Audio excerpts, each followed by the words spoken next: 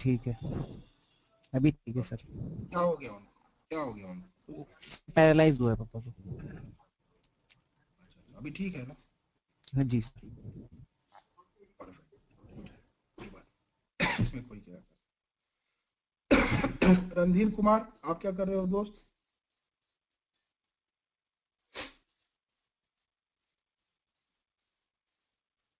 Randhir Kumar, acceptance testing बोलते हैं, वो मैंने पिछले क्लास में आप लोगों को बताया था। आज की क्लास में हम लोग देखेंगे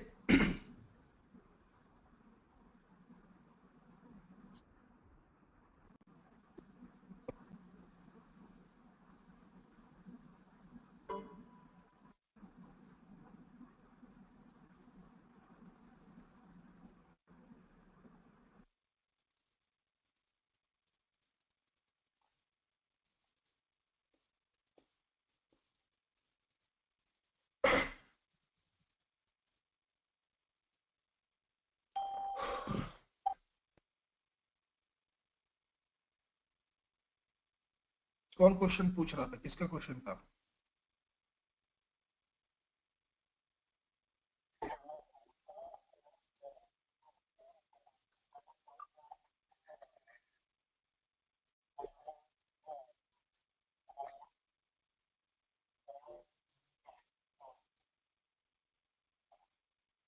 मतलब दूसरा दूसरा कंट्री का नंबर क्यों डाले हो? तो अभी कहाँ, म्यांमार में हो या इंडिया में हो? ओके ओके, स्काइप का आईडी डाल दो, है ना? स्काइप आईडी डाले हो?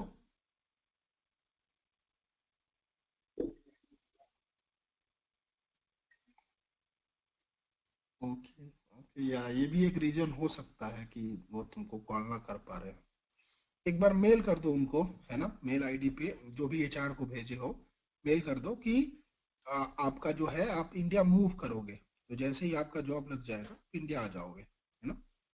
ऐसा इन्फॉर्म कर दो उनको, क्योंकि वो लग रहा होगा कि क्या दोस्त।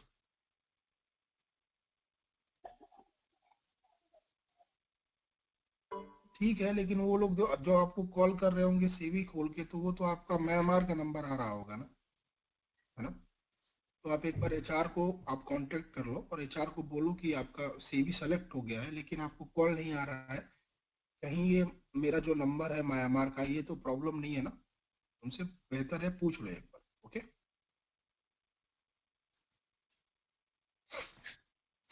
ओके गाइस, सो टेस्टिंग में हम लोग बहुत ही बेसिक अभी तक देख चुके हैं कि कैसे करते हैं। टेस्टिंग के आगे जो संडे के क्लास को मिस कर चुके हैं, वो संडे के क्लास का किसी से एक हेल्प ले लेंगे। कैफी ज्वाइन था और बाकी जितने भी लोग ज्वाइन थे वो आपको एक ब्रीफ इंट्रोडक्शन दे देंगे कि हम लोग संडे को क्या किए थे, कि टेस्टिंग हम लोग क्या करते हैं, फंक्शनल टेस्टिंग क्या होता है, नॉन फंक्शनल टेस्टिंग क्या होता है, व हम लोग कैसे टेस्टिंग करते हैं, ये सारा इंफॉर्मेशन मैंने संडे की क्लास में बताया था। ओके, आज हम लोग देखेंगे थोड़ा सा टेस्टिंग और बचा है, उसको हम लोग क्लास के एंड में देखेंगे। और आज और अभी हम लोग एलटी को स्टार्ट कर देते हैं, ठीक है? तो अभी हम लोग एक नया चीज स्टार्ट कर देते हैं जिसका नाम है एलटीई, उसको स्टार्ट कर देते हैं। और टेस्टिंग का थोड़ा सा पार्ट बचा है जो हम लोग देखेंगे कि क्या होता है वाटरफॉल मॉडल, क्या होता है वी मॉडल, क्या होता है हमारा स्पाइरल मॉडल, एजाइल, ये सारे मॉडल्स है टेस्टिंग करने के, तो इनको देखना है थोड़ा सा, क्योंकि ये भी क्वेश्चन पूछ सकते हैं। और टेस्ट केस मैंने आपको लिखने को एक भेजा था सीट, तो सभी लोग हैबिट डाले कि टेस्ट केस कैसे लिखते हैं, वो हैबिट बहुत जरूरी है ना? तो डिप्लॉयमेंट से आप कभी ना कभी फिर टेस्टिंग में जाओगे ही जाओगे, क्योंकि डिप्लॉयमेंट में आप हो सकते हो, तो फिर पीछे आ पाओगे टेस्टिंग में या डेवलपमेंट में, है ना? तो हम लोग अभी देखेंगे सॉफ्टवेयर डेवलपमेंट लाइफ साइकिल, तो आपको पता चल जाएगा कि आप लोग डिप्लॉयमेंट में कहाँ पे काम करोगे, टेस्टिंग में कहाँ पे काम करोगे, और डेवलपमेंट में कहाँ पे काम कर सकते हो अगर आपको कोडिंग वगैरह का नॉलेज हो जाएगा तो, या आप डेवलपमेंट में भी जा सकते हो, वो आपकी मर्जी।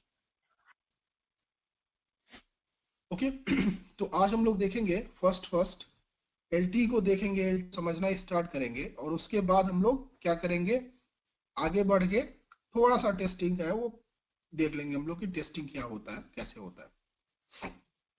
ओके वे, सो हम लोग स्टार्ट करते हैं। एलटी, एलटी का फुल फॉर्म क्या है? Long term evolution. सभी लोग समझते होंगे एलटी को, क्योंकि ये पुराना हो गया, 5G आ गया है, तो 5G को भी हम लोग देखेंगे जब ये सारा क्लास खत्म हो जाएगा, तो 5G को भी देखेंगे। 5G में दो चीजें हैं, एक है 5G NSA और दूसरा है 5G SA। 5G NSA का मतलब 4G और 5G को दोनों को कंबाइन कर दिया जाए तो उसको हम लोग बोलते हैं 5G SA। लेकिन 5G के तीन यूज केसेस हैं, उसमें केवल एक को ही 5G NSA सपोर्ट करता है, जिसको हम लोग बोलते हैं एनहांस मोबाइल ब्रॉडबैंड। बाकी दो जो है URLLC और MMTC, ये दोनों को सपोर्ट नहीं कर पाता है। तो देखेंगे आगे जब हम 5G को पढ़ेंगे। तो अभी हम लोग जब LTE के बारे में बात करते हैं तो LTE का मतलब सिंपल और सिंपल है 4G, 4G डेटा। ये LTE का मतलब है, क्योंकि LTE आपको सबको पता है कि LTE जब आया था तो उस समय LTE में कॉल पॉसिबल नहीं था, और वो कॉल को हम लोग ऑलरेडी पढ़ चुके हैं किसमें? वोल्टी में। तो वोल्टी क्या करता है? 4G के ऊपर कॉल को प्रोवाइड कराता है। लेकिन जब LTE को लॉन्च किया गया था 2010 में, 2008 के बाद से रिलीज आना, काम करना हम लोग इस पे स्टार्ट कर दिए थे, 2010 में इसको लॉन्च बोलते हैं। तो LTE को जब लॉन्च किया गया तो इसका मेन मोटिव ये था कि डेटा की स्पीड को बढ़ा दिया जाए। तो डेटा का जो स्पीड था उसको बढ़ा के 300 MBPS के ऊपर कर दिया जाए। 300 MBPS में यूजर एक्सपीरियंस नहीं बोल रहा हूँ, ये मैक्सिमम एक्सपीरियंस है, कितना दिया जा सकता है, एक सिंगल यूजर कितना ले सकता है। तो 300 MBPS का स्पीड तक हम लोग यूजर एक्सपीरियंस 5 MBPS या 10 MBPS ही है इसमें, या 3 MBPS 1 MBPS, इंडिया जैसे कंट्री में 200 kbps 500 kbps है। लेकिन अभी जियो वगैरह 1 MBPS 2 MBPS आपको देते हैं 4G पे।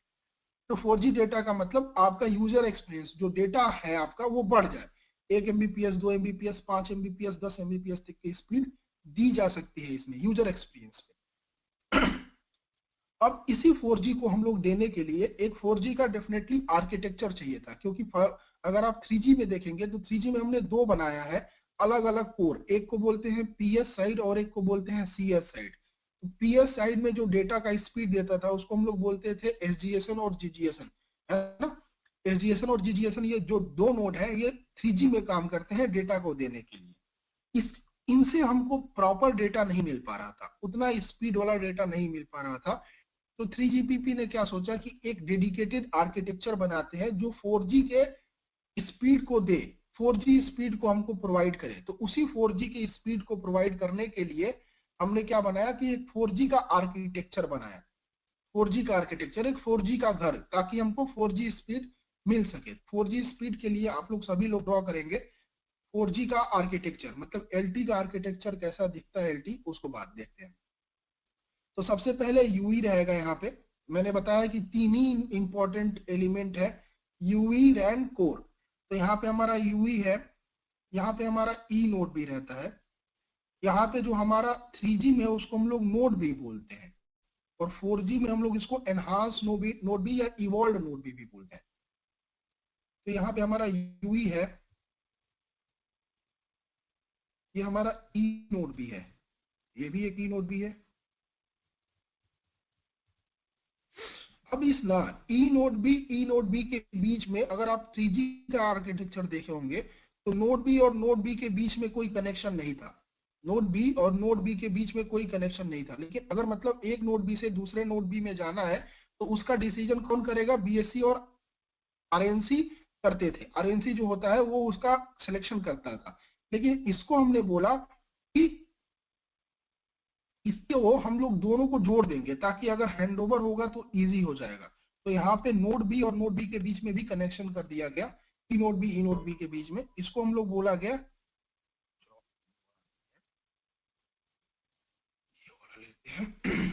ये वाला जो इंटरफेस है इसको हम लोग बोलते हैं X2 इंटरफेस। जोड़ने को इंटरफेस बोलते हैं दोस्त। और मैंने बताया था कि जोड़ने वाला जो टेस्टिंग है उसको क्या बोलते हैं? Integration testing.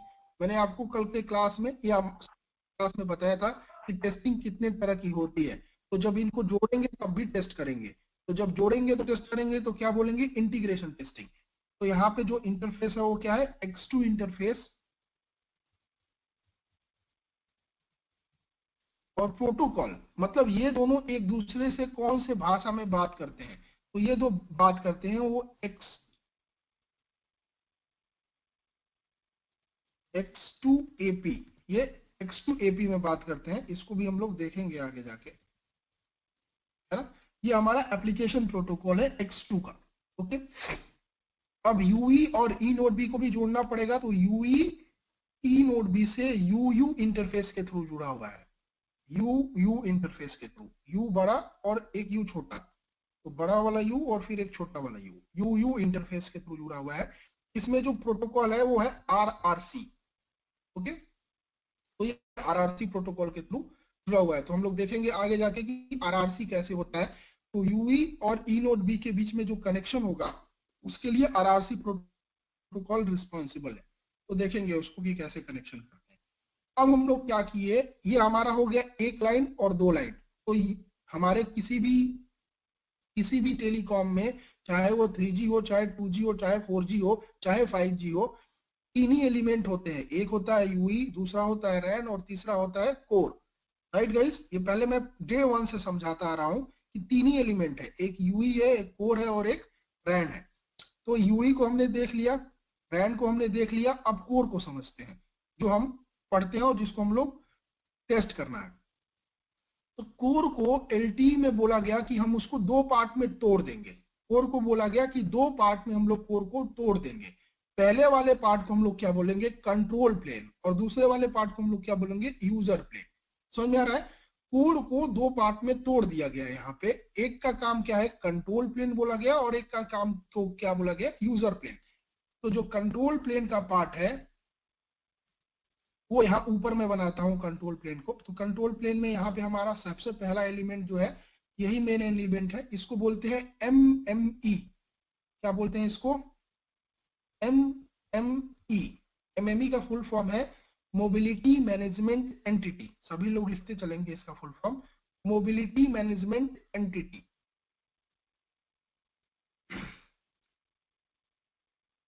अब इसको क्या करना था, ई नोड बी से जोड़ना है, क्योंकि यूई नोड बी और MME ये दोनों जुड़ेंगे। तो यूई को ई नोड बी को MME से जोड़ेंगे, तो यहाँ पे जो इंटरफेस होएगा उसको बोलते हैं S1 MME। इसको बोलते हैं क्या, S1 MME। और इंटरफेस के साथ जो प्रोटोकॉल यूज होता है जिसमें हम लोग बात करते हैं, वो प्रोटोकॉल होता है S1AP, S1 एप्लीकेशन प्रोटोकॉल इसका नाम है, S1 application protocol. Okay guys, अब इसी तरह से हमारा एक डेटाबेस यूज करना पड़ेगा। तो उस डेटाबेस को हम लोग क्या बोलते हैं, HSS। IMS में भी देखा था इसको, HSS। इसका क्या नाम है, होम सब्सक्राइबर सर्वर। इसको हम लोग जोड़ देंगे किससे, MME से।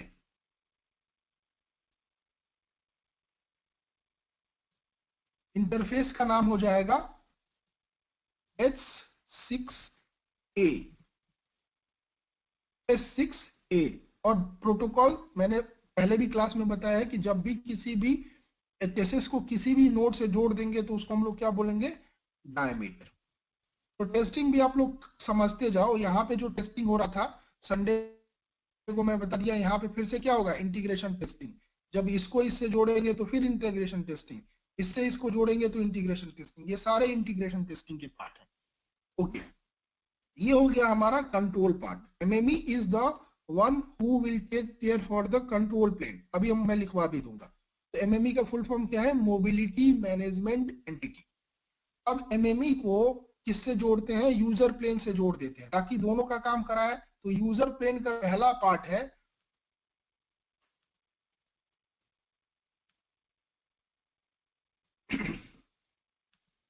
यूजर प्लेन का जो पहला पार्ट है उसको हम लोग क्या बोलते हैं, S gateway, SGW, S gateway या सर्विंग गेटवे बोलते हैं इसको, S गेटवे।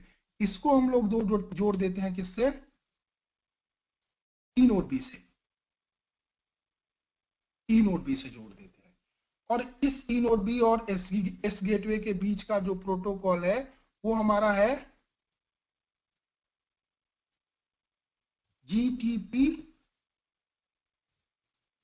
GTPU हम लोग यहाँ पे, ये लोग जो प्रोटोकॉल यूज कर रहे हैं GTPU, और यहाँ पे हमारा इंटरफेस है S1U, S1U। इंटरफेस है हमारा। ओके, अब इसके बाद हमारा जो है हम लोग जोड़ेंगे किसको, एस गेटवे से पी गेटवे को जोड़ेंगे, एस गेटवे से पी गेटवे को जोड़ेंगे। ये भी एक यूजर प्लेन और कंट्रोल प्लेन दोनों का काम करता है। जो आपको मैंने लिखवाया है किसमें, आईएमएस में भी, कि आपको यही आईपी एड्रेस देता है किसका, आईएमएस के पीसीएससीएफ का, है ना। तो ये जो पी गेटवे है, ये पी गेटवे आपको एड्रेस देता है किसका, किसका, हमारा पीसीएससीएफ का, यही वाला पी गेटवे है 4G वाला। तो इसको एस गेटवे को पी गेटवे के साथ जोड़ देंगे। इंटरफेस का नाम रहेगा S5 S8। अब बताता हूं क्यों। यहां पे क्या होगा ना, देखो अब जब आप 4G में मूव करेंगे, मान लो आप इंडिया में हैं, इंडिया से आप मूव कर गए श्रीलंका, या ये जो बंदा है म्यांमार, मान लो ये इंडिया का सिम लेके चला गया, कौन सा बंदा म्यांमार में है, ये रजनीश म्यांमार में है। तो ये अगर मान लो इंडिया का सिम लेके चला गया एयरटेल का, और एयरटेल का सिम लेके चला गया म्यांमार, म्यांमार में तो दूसरा ऑपरेटर है ना, वो तो दूसरा ऑपरेटर है, तो उस समय वो कहाँ पे चला जाएगा, रोमिंग में चला जाएगा। अब एयरटेल वाला इसको क्या बोलता है, इंटरनेशनल पैक खरीद लो आपका डेटा चलेगा। तो उस समय उसका क्या चेंज हो जाएगा, यही सर्विंग गेटवे चेंज हो जाता है उस समय। तो यहाँ पे हम लोग क्या बोलते हैं इसको, इसके दो इंटरफेस लिखवा देता हूँ यहाँ पे ही, तो आपको समझ में आ जाएगा। तो यहाँ पे जब ये सर्विंग गेटवे से अटैच हो जाएगा, इसको हम लोग बोलते हैं वीपीएल में, मतलब विजिटिंग पीएलएमएन में चला जाएगा ये, या रोमिंग पीएलएमएन में चला जाएगा। तो इस समय जो इंटरफेस इसको और इससे जोड़ा जाएगा, उस समय हम लोग बोलेंगे S8। और जब अपने घर में ही रहेगा, जब अपने घर में मतलब इंडिया में ही रह रहा है, तो इंडिया में तो रोमिंग नहीं है, अब इंडिया में रोमिंग हटा दिया गया, पहले था इंडिया में रोमिंग। अब इंडिया में रोमिंग को नहीं हम लोग मानते हैं, क्योंकि डेटा आपका चलता है। पहले के जमाने में अगर आप 10 साल या 5 साल पहले जाओगे, तो उस समय आपको जैसे एमपी में पहुंच गए तो वो बता देगा, अरे भैया आपका रोमिंग आ जाएगा। तो उस समय डेटा भी चलाने आपको नहीं देते थे 6 साल, आपको पैक खरीदना पड़ता था। लेकिन इंडिया में अभी इसको बंद कर दिया गया। तो सर्विंग गेटवे आपका पी गेटवे से जुड़ेगा, इंटरफेस एक। अगर सर्विंग गेटवे अपने HPLMN में है तो S5 इंटरफेस यूज होगा। अगर एस गेटवे अपने किधर है, अपने उसमें है, तो मतलब कि अपने विजिटिंग पीएलएमएन में है, मतलब किसी दूसरे कंट्री में है, तो उस समय जो इंटरफेस यूज होगा वो S8 होगा। प्रोटोकॉल यहाँ पे जो हमारे यूज होते हैं, दो प्रोटोकॉल यूज होते हैं, GTPC और GTPU, ये दो प्रोटोकॉल यूज होते हैं हमारे। GTPC और GTPU को बारे में बता दूंगा। GTPC के दो वर्जन है, GTPv1, GTPv2। GTPU का एक ही वर्जन है GTPU, और एक है GTP प्राइम, वो भी हम लोग आगे जाके देखते हैं। अब ये जो पी गेटवे है, इस पी गेटवे का ही मेन काम है, इसको बोलते हैं पैकेट गेटवे। ये पी गेटवे जो है ये जुड़ता है बहुत सारी चीजों से, तो देखते हैं। एक का नाम है इसमें PCRF,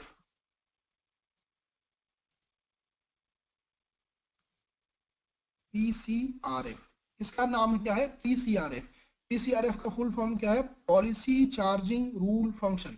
लिखना है तो लिख लो, पॉलिसी चार्जिंग रूल फंक्शन। ये जुड़ता है किससे, पी गेटवे से। इंटीग्रेट हुआ है किससे, पी गेटवे से इंटीग्रेशन हुआ है, पी गेटवे से। इसका इंटरफेस का नाम क्या है, GX इंटरफेस है। प्रोटोकॉल इनके बीच में यूज होता है डायामीटर।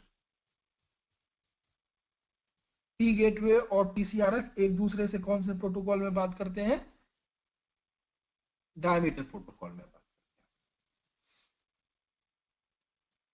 अब इसके आगे ही PCRF एक और एंटिटी से बात करता है, जिसको हम लोग बोलते हैं SPR। ये PCRF ही बात करता है, इसको हम लोग बोलते हैं SPR, सब्सक्राइबर प्रोफाइल रिपोजिटरी।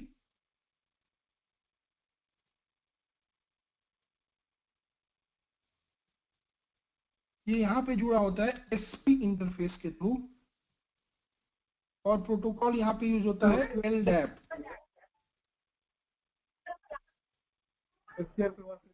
इसका फुल फॉर्म है प्रोफाइल रिपोजिटरी। PCRF का फुल फॉर्म है policy charging rule function. SPR का full form subscriber profile repository, ये भी एक डेटाबेस है, इसके बारे में भी मैं अभी लिखवा देता हूँ। ओके, ये भी जैसे एक एचएसएस डेटाबेस है, ये भी एक डेटाबेस ही है, एसपीआर भी एक डेटाबेस है। अब ये जो हमारा पी गेटवे है, ये पी गेटवे अब इंटरनेट या अलग पी गेटवे से कनेक्ट हो सकता है। जैसे वीपीएन का अलग डोमेन है, अलग उसका इंटरनेट पे नहीं होता है वीपीएन, वो अलग एक कनेक्शन है, तो वीपीएन भी हो सकता है। तो ये पी गेटवे जो हमारा है अलग अलग नेटवर्क से जुड़ेगा। तो एक नेटवर्क उसमें है पीडीएन, जो आप इंटरनेट जिसको बोलते हो, पब्लिक डेटा नेटवर्क, इसको हम लोग क्या बोलते हैं, पीडीएन, पब्लिक डेटा नेटवर्क, या आप इसको इंटरनेट भी बोलते हो।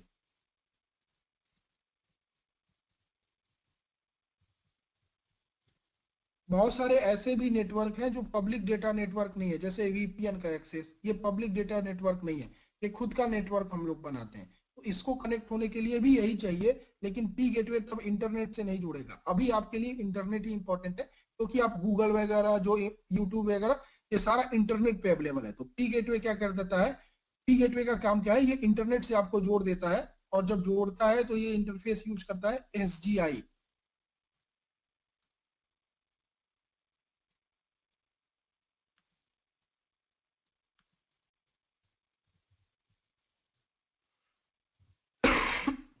प्रोटोकॉल यहाँ पे यूज होता है IP protocol, internet protocol. IP, IP मतलब इंटरनेट प्रोटोकॉल। अब यहाँ पे दो और चीजें होंगी।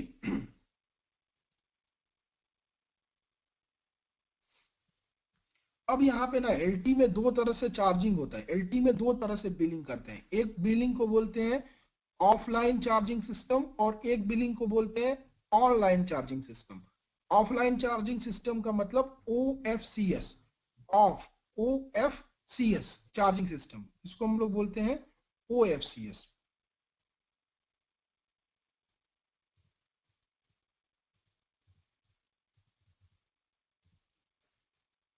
ऑफलाइन चार्जिंग सिस्टम ये किसके लिए यूज होता है, पोस्ट पेड सब्सक्राइबर्स के लिए यूज होता है। जितने भी पोस्ट पेड सब्सक्राइबर है ना, ये सारे ऐसे ही इसी से चार्ज होते हैं। तो दो तरह के सब्सक्राइबर होते हैं, पोस्ट पेड और प्रीपेड। तो पोस्ट पेड सब्सक्राइबर्स को इनके थ्रू चार्ज किया जाता है, और पी गेटवे के साथ जुड़े होते हैं ये। तो पी गेटवे के साथ कैसे जुड़ता है, जीजेड इंटरफेस के साथ जुड़ता है ये।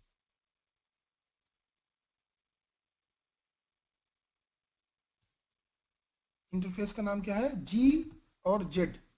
और यहाँ पे प्रोटोकॉल जो यूज होता है वो होता है GTP प्राइम, GTP और ऊपर डैश, इसको बोलते हैं GTP प्राइम, है ना। डैश मैंने ऊपर लगा दिया है। तो GTP के तीन फ्लेवर है, तीन वर्जन है, एक है GTP-C, एक है GTP-U, और एक है GTP प्राइम।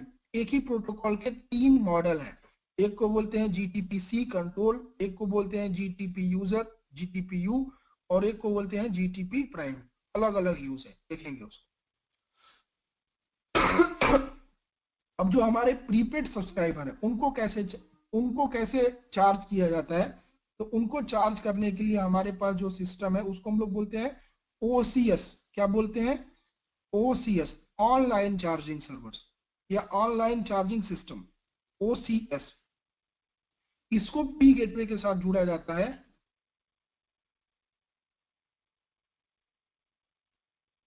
पी गेटवे के साथ जोड़ते हैं, और इंटरफेस बनाते हैं क्या, GY। इंटरफेस का नाम क्या है, जी और छोटा वाला वाई, GY।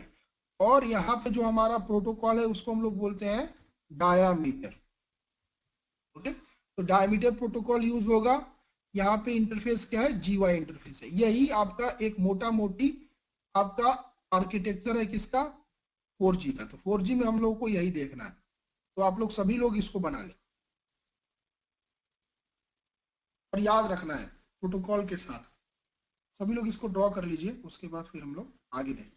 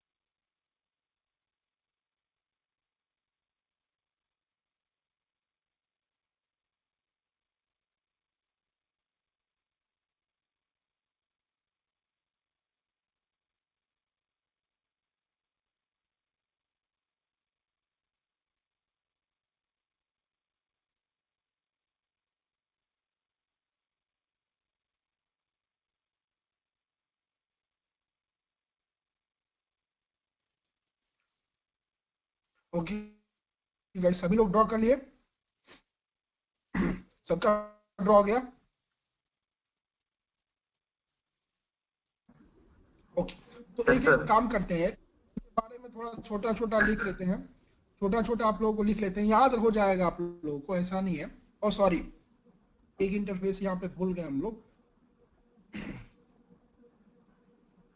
एमएमई से सर्विंग गेटवे को ही जोड़ना भूल गए हम लोग, ये बहुत इंपॉर्टेंट इंटरफेस है।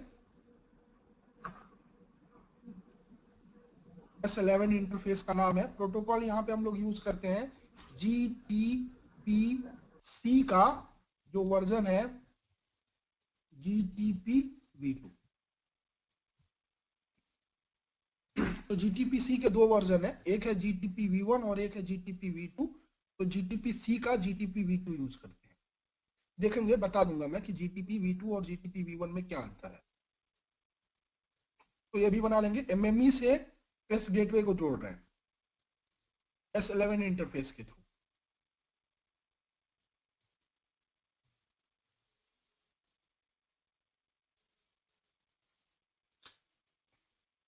तो S11 इंटरफेस के थ्रू हम लोग जब जोड़ेंगे तो उस समय हमारा जो प्रोटोकॉल यूज होगा वो होगा GTP-v2।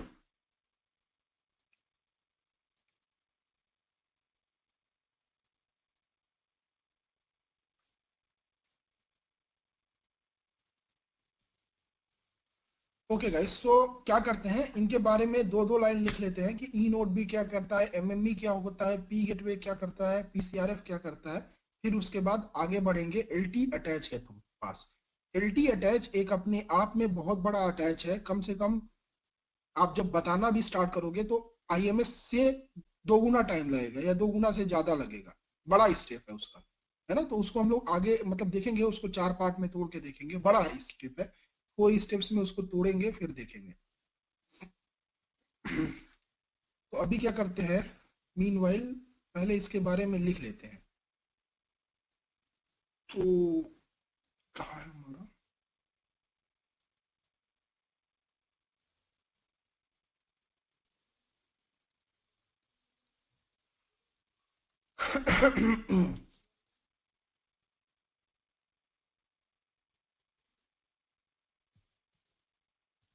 ओके, तो इसके बारे में सभी लोग एक एक लाइन में लिखेंगे, ये पूरा नहीं लिखना है। ई नोड बी के बारे में लिखेंगे कि ई नोड बी का क्या काम है। तो देखिए, रेडियो रिसोर्स कंट्रोल करता है, रेडियो मोबिलिटी मैनेजमेंट का काम करता है, और radio interface full layer 2 protocol का काम करता है। तो ये ई नोड बी का 3 काम है। जल्दी जल्दी लिखेंगे इसको फटाफट।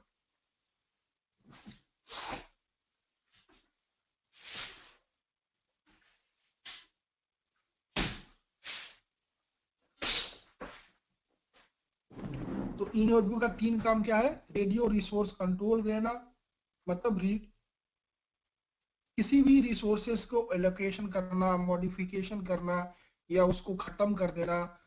ई नोड बी और एमएमई के बीच में या यूई के बीच में, सॉरी, यूई और ई नोड बी के बीच में ये क्या किसका काम है, ई नोड बी का काम है।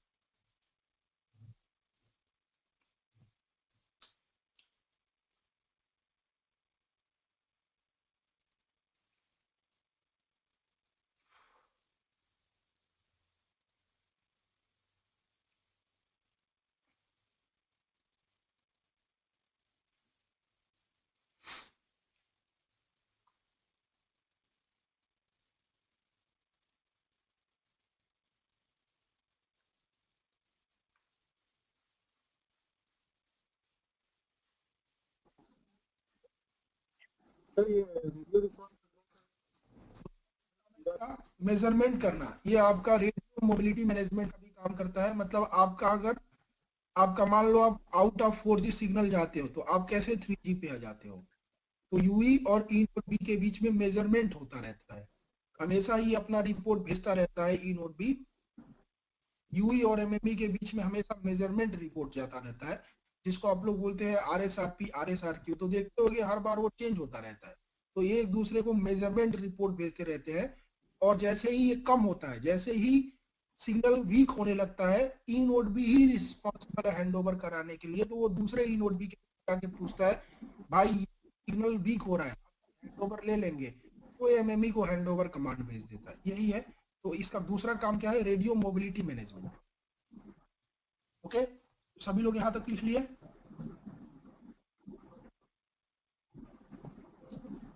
रिसोर्स कंट्रोल RRC, दूसरा है RMM, रेडियो मोबिलिटी मैनेजमेंट।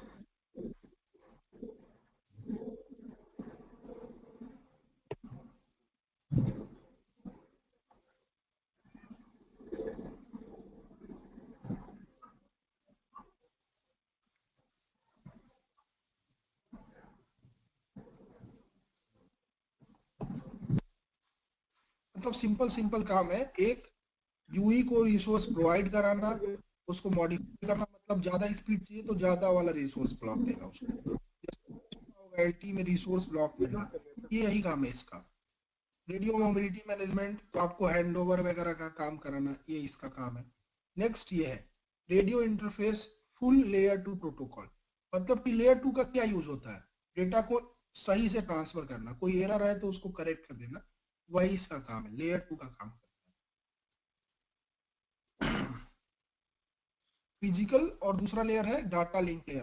तो डाटा लिंक लेयर पे ई नोड भी क्या करता है, किसी भी पैकेट को करेक्ट करता है। अगर उसको एरर है तो उसको करेक्ट कर देगा। फिजिकल लेयर से वो आया, उसको डिटेक्ट करेगा, करेक्ट करेगा और फिर लेयर 3 पे भेजेगा।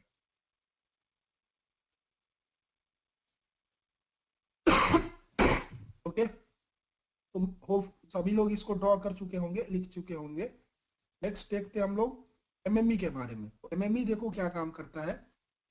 एमएमई का काम क्या है, मोबिलिटी मैनेजमेंट एंटिटी। तो अभी मैंने बताया था कि एंटिटी में दो तरह के लोग हैं, कौन है, एक कंट्रोल प्लेन और एक यूजर प्लेन। तो ये जो एमएमई है वो कंट्रोल प्लेन का काम करता है। और इसके देखो तीन, ये जो नीचे वाले हैं यही लिखेंगे आप लोग, नैश सिग्नलिंग, ईएमएम अभी मैं बता दूंगा, ईएसएम और नैश, ये अभी हम लोग देखेंगे।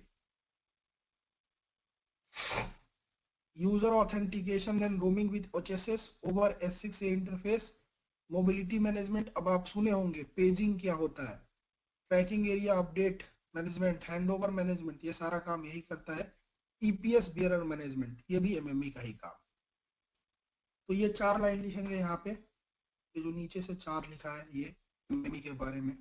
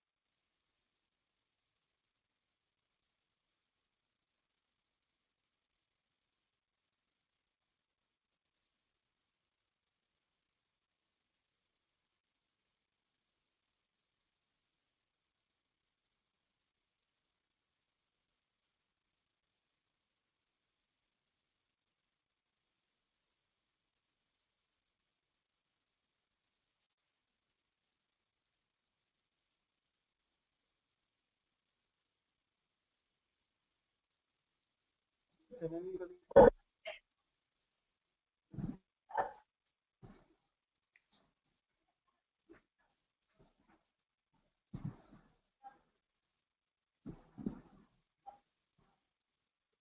ओके, एमएमई हो गया। ये एस गेटवे के बारे में लिखो। एस गेटवे का फुल फॉर्म सर्विंग गेटवे है। ये क्या करता है? इंटर कनेक्शन प्रोवाइड कराता है ई नोड बी और पैकेट कोर को जोड़ता है, तो इसी को हम लोग बोलते हैं क्या? User plane. ये और क्या काम है? हैंडओवर। मैंने बताया कि मोबिलिटी एंकर है, मतलब आप क्या कर सकते हो, एक ही नोड बी से दूसरे ही नोड में जाएगा। तो जैसे यहाँ पे ये वाला कनेक्शन देखते हैं, तो मान लो अगर यहाँ पे यूई मूव कर जाएगा, यूई मूव कर जाएगा यहाँ से यहाँ पे, तो ये क्या कर देगा? आप कनेक्शन इधर से जोड़ देगा, तो ये वाला कनेक्शन इधर हो जाएगा। ये यूई यहाँ जुड़ गया, अब यूई से ये वाला कनेक्शन हो जाएगा। तो यही इसका काम है।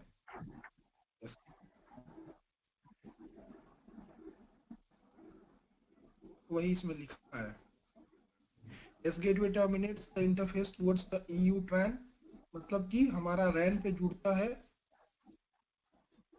It serves as a locality mobility anchor, points data connection for inter E-node B handover and inter 3GPP handover। मतलब आप वाईफाई पे भी जाओगे तब भी यही काम करेगा, या आप 3G पे भी जाओगे तो ये हैंडओवर करा देगा SDSN के साथ।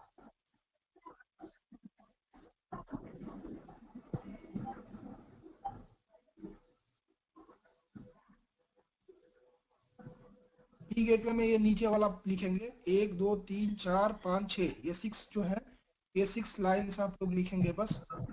ये जो 6 लाइन है। एंड फॉरवर्डिंग, इसका क्या काम है? आईपी रूटिंग करेगा और फॉरवर्ड कर देगा कॉल को। पर एसडीएफ, पर यूजर बेस्ड पैकेट फिल्टरिंग, इसको देखेंगे। पर एसडीएफ का मतलब है सर्विस डेटा फ्लो। पर यूजर बेस्ड, ये समझेंगे कि कैसे, जैसे आपको क्वेश्चन ये अगर मैं कि आप एक मोबाइल में, एक ही मोबाइल में गूगल खोले हो, यूट्यूब खोले, फेसबुक खोले हो, तो आपको अलग अलग डेटा पैकेट में आप क्लिक कर रहे हो, कि आपको कैसे तीनों एप्लीकेशन को हम लोग अलग अलग भेज पा रहे हैं। तो ये यही है, इसी के थ्रू हम लोग भेजते हैं।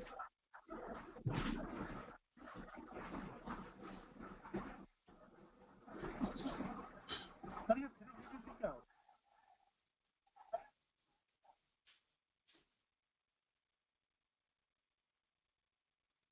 किसी ने कोई क्वेश्चन पूछा? है?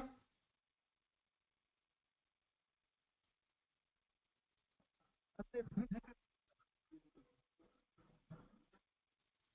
आवाज नहीं आ रही है दोस्त आपकी, कौन बोल रहा है? सर रणधीर पूछ रहे 3GPP क्या है?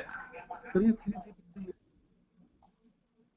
3GPP third generation partnership program, 3GPP। 3GPP is third generation partnership program. यही लोग लिखते हैं दोस्त, जितना भी तुम्हारा 4G आया है, 5G आया है, ये सारा थर्ड जनरेशन पार्टनरशिप प्रोग्राम के थ्रू ही आया है। तो 3GPP ये क्या है? स्टैंडर्ड है। ये लोग स्टैंडर्ड को लिखते हैं। जैसे ये रिलीज आपका आता है, release 10, release 11, release 12, release 13, release 14, release 15। जैसे IFTF वाले है, इनमें दो जो बॉडी है वो है IETF, 3GPP, INA, सारे बॉडीज हैं जो टेलीकॉम को कंसीडर करते हैं।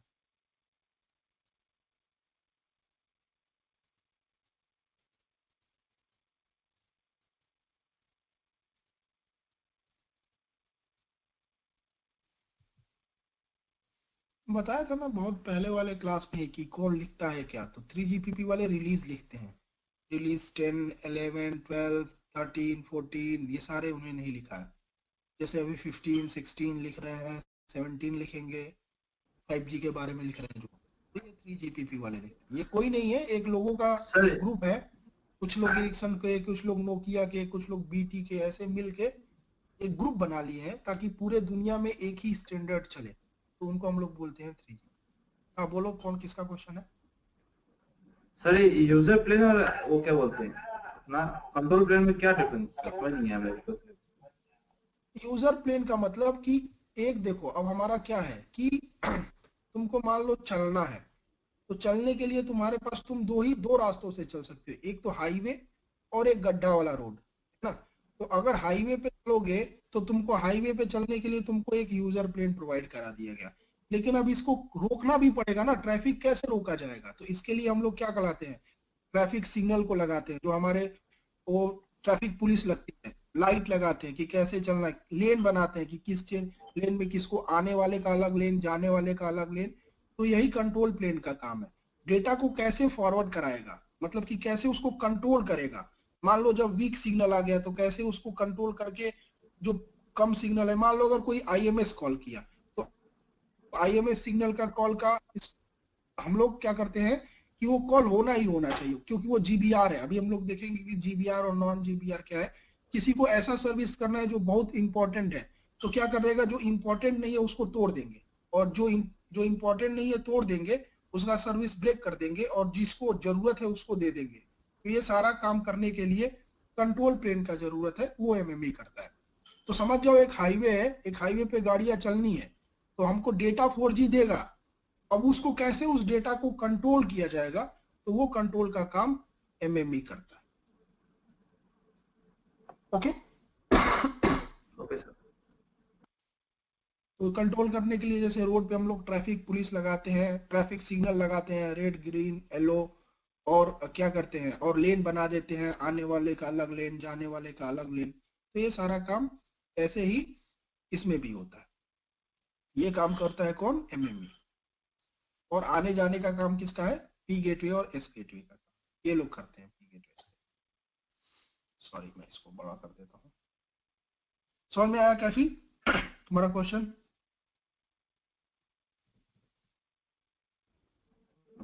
Yes sir.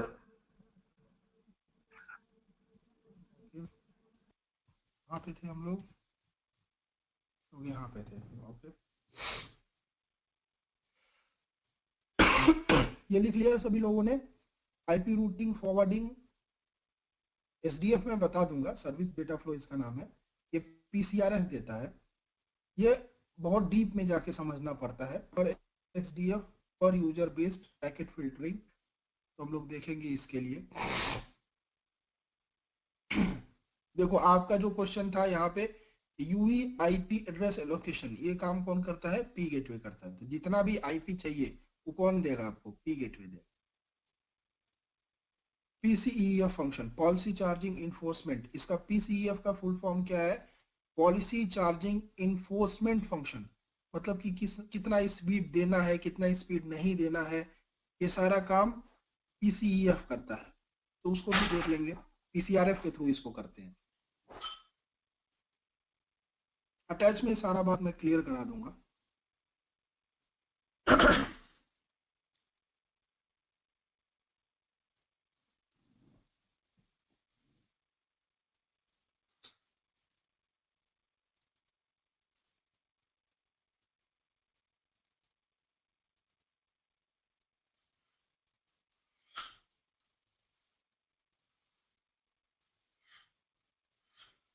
ओके गाइस, सो एचएसएस के बारे में भी वही है, एक डेटाबेस है जिसमें सारा प्रोफाइल स्टोर होता है, उसी को हम लोग एचएसएस बोलते हैं, वही इसमें लिखा है।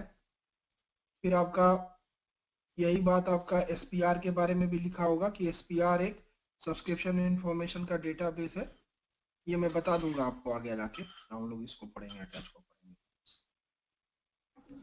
सर ये भी आप हम लोग नोट कर लेंगे। क्या दोस्त? हाँ ये सीट आप भेज दे तो सर हम लोग उसे नोट कर लेते हैं, और आपके तक आवाज आपका कट कट के आ रहा है दोस्त, आवाज साफ नहीं आ रहा है।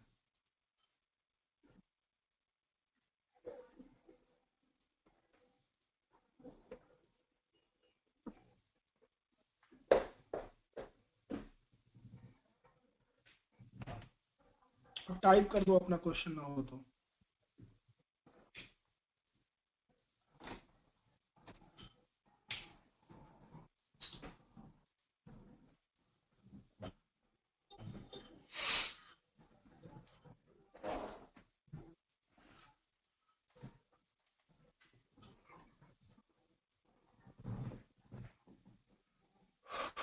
क्या क्वेश्चन था?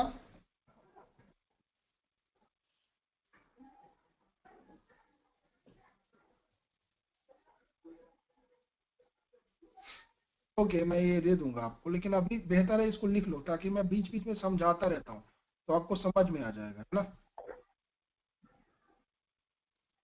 केवल लिखोगे तो समझ में नहीं आएगा, खाली लिखते रहोगे तो इसका ओके सर। काम, सबका अपना अपना यूनिक काम है। तो यहाँ पे इसका काम है आईपी रूटिंग और फॉरवर्डिंग करना। अभी आपको यही नहीं पता कि आईपी रूटिंग और फॉरवर्डिंग क्या होता है, तो एसडीएफ लिख लोगे, पता नहीं चलेगा कि एसडीएफ क्या है। एसडीएफ सर्विस डेटा फ्लो है जो पीसीआरएफ प्रोवाइड कराता है।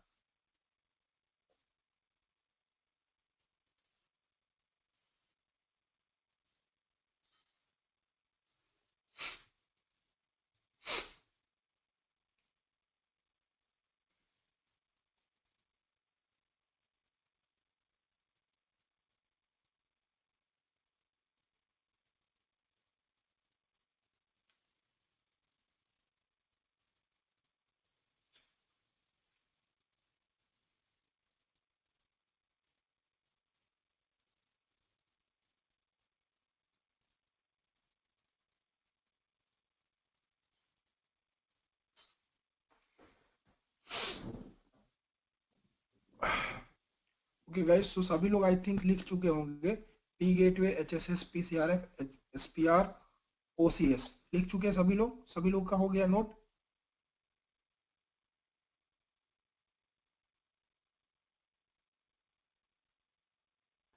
लास्ट। Okay perfect. ठीक है, अगर आपको आता है तो परफेक्ट है, कोई प्रॉब्लम नहीं है।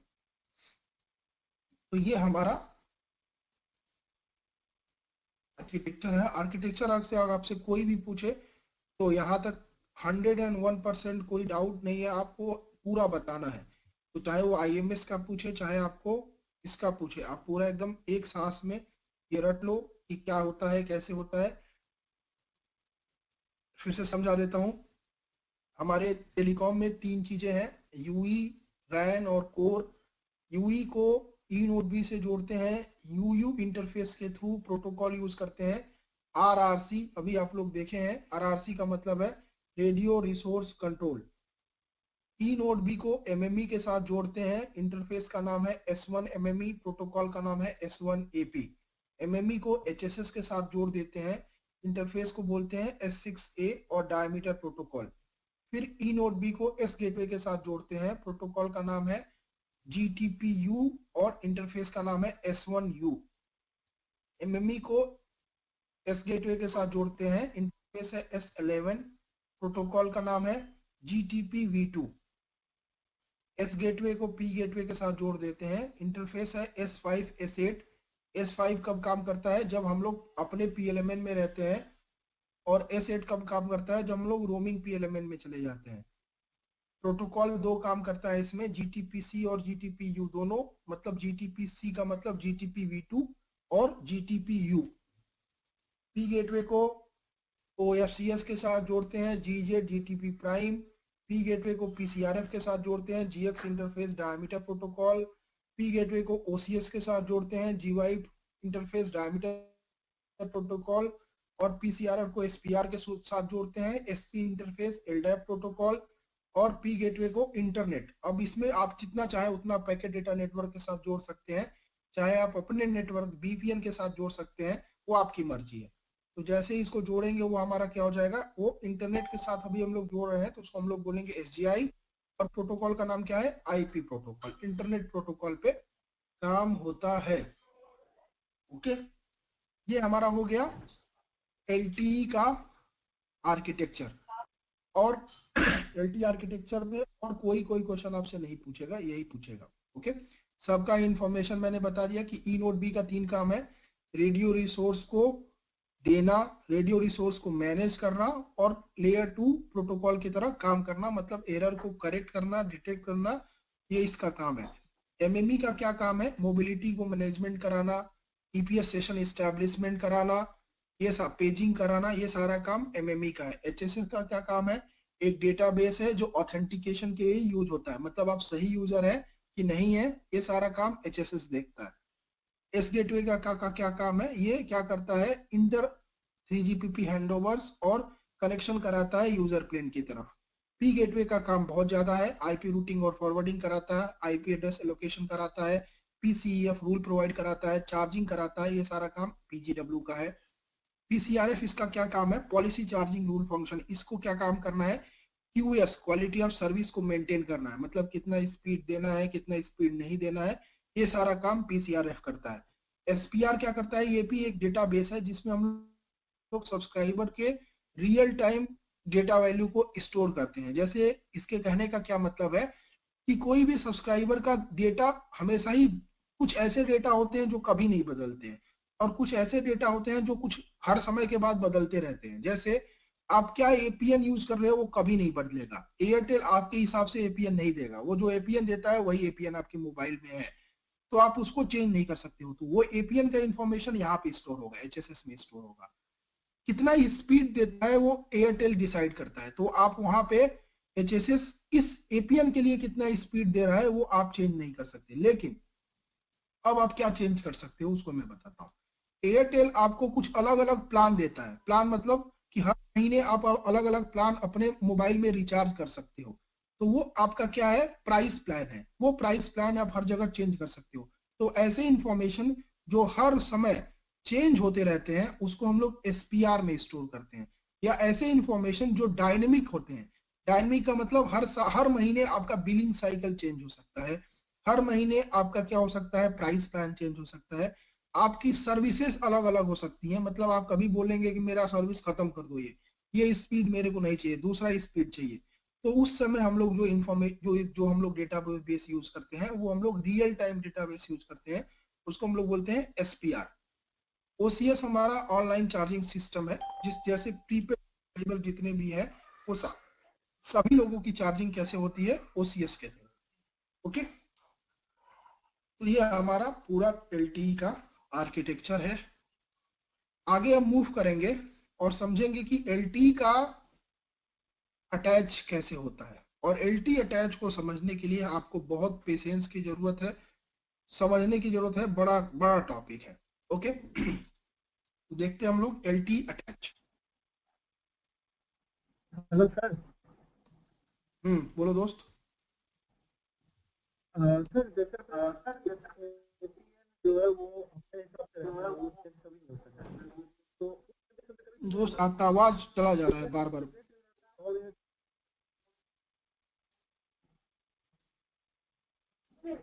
मेरे कोई प्रॉब्लम है, सबको इसका आवाज नहीं, रणधीर का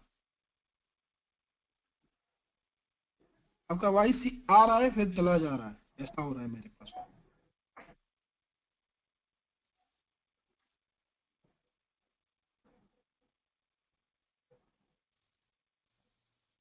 बोलो क्या बोल रहे थे रोड दोस्त, बोलो।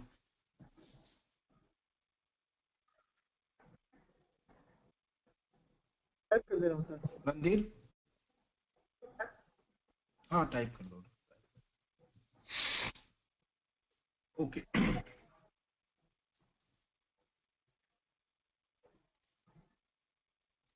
फोन में एपीएन दो तरह के भी हो सकते हैं, जैसे एयरटेल इंटरनेट या एयरटेल। यस यस यस हो सकते हैं। एस गेटवे और ई नोड बी में कौन सा प्रोटोकॉल में बात करें, GTPU Ravi Bhushan, E node B और S gateway S1U interface GTPU protocol. Okay, इसका जो क्वेश्चन है वो एकदम सही है। हाँ सही बोले रणधीर, दो एपीएन की तरह भी हम लोग यूज कर सकते हैं, लेकिन बाय डिफॉल्ट आपका जो होता है वो इंटरनेट होता है। आप जब एमएमएस भेजोगे तो एमएमएस के समय आपका एक नया डेडिकेटेड अटैच क्रिएट होता है, डेडिकेटेड बियरर चाहिए उसके लिए। तो हम लोग देखेंगे कि डिफॉल्ट बियरर क्या होता है और डेडिकेटेड बियरर क्या होता है। तो एमएमएस जो होता है तो आपका डेडिकेटेड बियरर पे चलता है। तो आप जब एमएमएस भेजते हो तो एमएमएस के लिए एक नया अटैच जाता है, एमएमएस के लिए अटैच होगा, फिर एमएमएस आपका जाएगा। तो एमएमएस जब आप भेजते हो तो वो जो एपीएन के थ्रू फिर से अटैच होता है, एक नया बियरर क्रिएट होता है, और उस समय आपको क्या बोलते हैं, वो हमारा उस समय वो एपीएन यूज होता है। तो देखना आपको एमएमएस के लिए अलग एपीएन देता है और इंटरनेट के लिए अलग एपीएन देता है। लेकिन हाँ, अभी आपको एक और एपीएन समझ में नहीं आ रहा होगा, डेटा जो वोल्टी है उसके लिए एक और एपीएन होता है जिसको हम लोग बोलते हैं आईएमएस एपीएन। तो वो हम लोग मोबाइल में नहीं देते हैं, क्योंकि मोबाइल में एक ही एपीएन आप सेलेक्ट कर सकते हो, लेकिन आपको चाहिए 2 सेशन। तो वो कैसे करेंगे उसको हम लोग अभी समझेंगे, क्योंकि ये तो एयरटेल इंटरनेट से आपका केवल डेटा चलेगा, कॉल कैसे चलेगा? कॉल भी तो आपका आईपी पे ही चल रहा है ना, और आईपी पे कॉलिंग एपीएन के थ्रू होती है। मतलब आईपी पे आप जब भी कॉल करते हो तो आपको एक एपीएन चाहिए, तो आपका आईएमएस एपीएन भी काम करता है। उस एपीएन से कैसे होता है उसको हम लोग अभी देखेंगे। वो एचएसएस में स्टोर होता है और वो हम लोग डिफॉल्ट एपीएन वहीं पे क्रिएट कर देते हैं, तो उसके लिए भी एरर हमको मिल जाता है। देखेंगे उसको।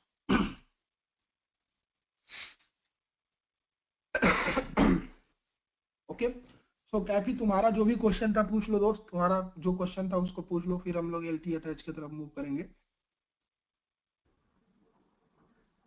सर पहला क्वेश्चन था जैसे अपना सर वो हमारे पास टास्क है, हम्म, जब भी रिंगटोन मारते हैं तो उसको कॉल फ्लो क्या बनेगा सर?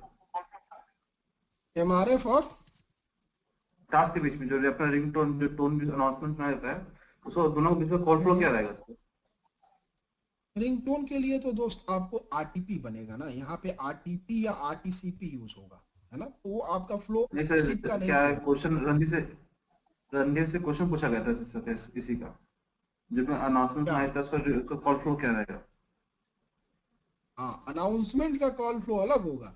ये आप जो पूछ रहे हैं बजता कैसे, वो तो आरटीसीपी पे बजता है, ये अलग बात है। आप अनाउंसमेंट का कॉल फ्लो पूछेंगे तो वो अलग है ना। देखो क्या होता है,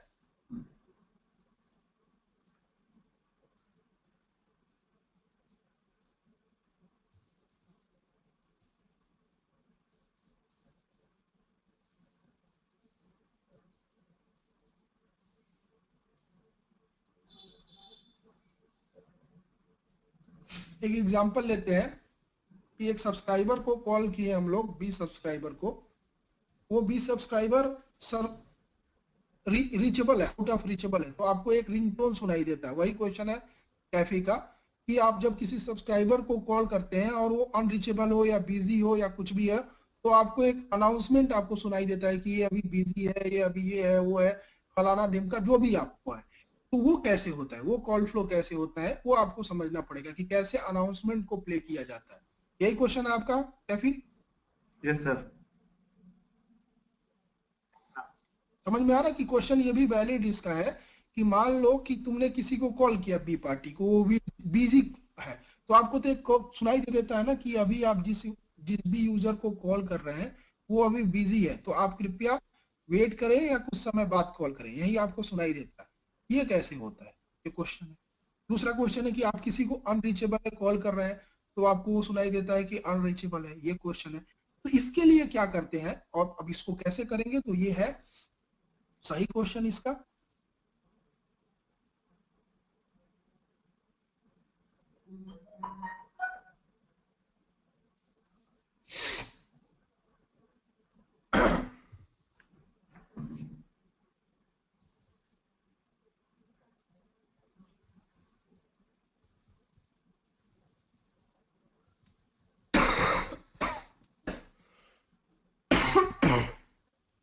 अब देखो दोस्त क्या होता है कि जैसे ही ये हमको कोड सुनाई देता है, या एक एग्जांपल लेते हैं कि जैसे ही हमको 486 मिलेगा बी साइड से, वो ए पार्टी के टास्क को भेजेगा क्या, SCSCF 486। तो सबको यहां तक तो क्लियर ही होगा,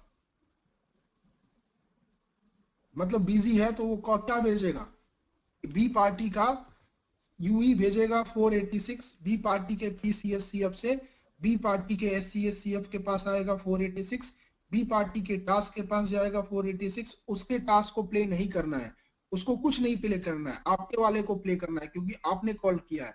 तो आपके पास उसके SCSCF से उसके ICSCF को आएगा, उसके ICSCF के आपके SCSCF के पास आएगा और आपके टास्क के पास चला जाएगा, और फिर यही कॉल 486 आपको ए पार्टी के पास चला जाएगा। लेकिन ए पार्टी के साथ एक और काम होता है क्या, उसको 486 तो दिखाई नहीं देगा ना, वो देखेगा नहीं ना, उसको कैसे पता चलेगा, तो उसको एक रिंगटोन सुनाई देना चाहिए, एक टोन सुनाई देना चाहिए, एक अनाउंसमेंट आना चाहिए, ताकि उसको पता चले कि वो कॉल बिजी है। ये 486 तो वो ट्रेस में नहीं देखेगा ना, यूजर तो जो रियल टाइम यूजर उसके पास तो ट्रेस नहीं है, उसको तो अनाउंसमेंट से पता चल जाता है कि कॉल फेल हुआ है, पास हुआ है, या मैं जिसको कॉल कर रहा हूँ बिजी, तो उसमें क्या करते हैं, अब जैसे ही ये 486 टास्क के पास जाता है, जैसे ये 486 वाला रिस्पॉन्स टास्क के पास, हमारे टास्क के पास आता है, जिसने कॉल किया है उसका टास्क क्या करता है, समझ जाता है कि अब हमको क्या करना पड़ेगा, बी ए पार्टी को बताना पड़ेगा कि कॉल डिस्कनेक्ट हो गया है, या कॉल को रिंगटोन को अनाउंसमेंट को प्ले करना है। तो वो क्या करेगा, इसके पास एक कोडेक्स होते हैं, इसके लिए क्या होते हैं, इसके पास कोडेक्स होते हैं, क्योंकि एसडीपी भी कोडेक पे ही बचेगा। ऐसा नहीं है कि एसडीपी हमारा ऐसे ही बच जाएगा, एसडीपी के लिए भी कोडेक चाहिए। तो कोडेक क्या है हमारे पास, टेलीफोनी इवेंट वाला कोडेक यूज करेंगे। सभी लोग को दिखाया भी हूं मैं टेलीफोनी इवेंट वाला कोडेक।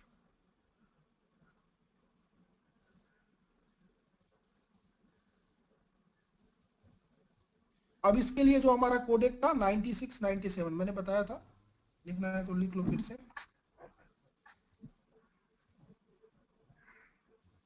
ये वाला कोडेक पे टेलीफोनी इवेंट, मतलब टेलीफोनी इवेंट का मतलब वही डीटीएमएफ सिग्नल जो आपके बजते हैं, बिजी है या जो भी फलाना डिम का जो भी बजता है, ये सारा आपका ये इसी पे बजता है, 96 या 97 पे बजता है। तो टास्क के पास ये कोडेक तो ए पार्टी से मिला ही है, तो ये वाला ये कोडेक सपोर्ट करता है। तो ये क्या करेगा, इस इवेंट के लिए अलग अलग इवेंट है, ये पहला ये इवेंट किसके लिए है, बिजी के लिए इवेंट है। तो क्या करेगा, टास्क टास्क एक इवेंट आईडी क्रिएट, इसमें लिखा होता है कि इस इवेंट के लिए ये बजनार इवेंट, इस इवेंट के लिए ये अनाउंसमेंट होना चाहिए, ये इवेंट के लिए ये अनाउंसमेंट होना चाहिए, इस इवेंट के लिए ये अनाउंसमेंट होना चाहिए, टास्क में ऑलरेडी लिखा है और उसको इवेंट आईडी से लिखा हुआ है। तो हम लोग क्या करते हैं, जैसे ही ये बिजी का 486 टास्क को मिलता है, हमारे टास्क को ये इवेंट आईडी क्रिएट कर देता है। इवेंट आईडी मान लो हमारा 20 है, मान लेते हैं 20 का मतलब है बिजी। 20 जब भी 486 आएगा, ये क्या कर देगा, इवेंट आईडी 20 को ट्रिगर करेगा, किसके थ्रू, ये वाले कोड के थ्रू, ये 96 97 के थ्रू, और भेजेगा क्या, इनवाइट, किसको भेजेगा, एमआरएफ को भेजेगा।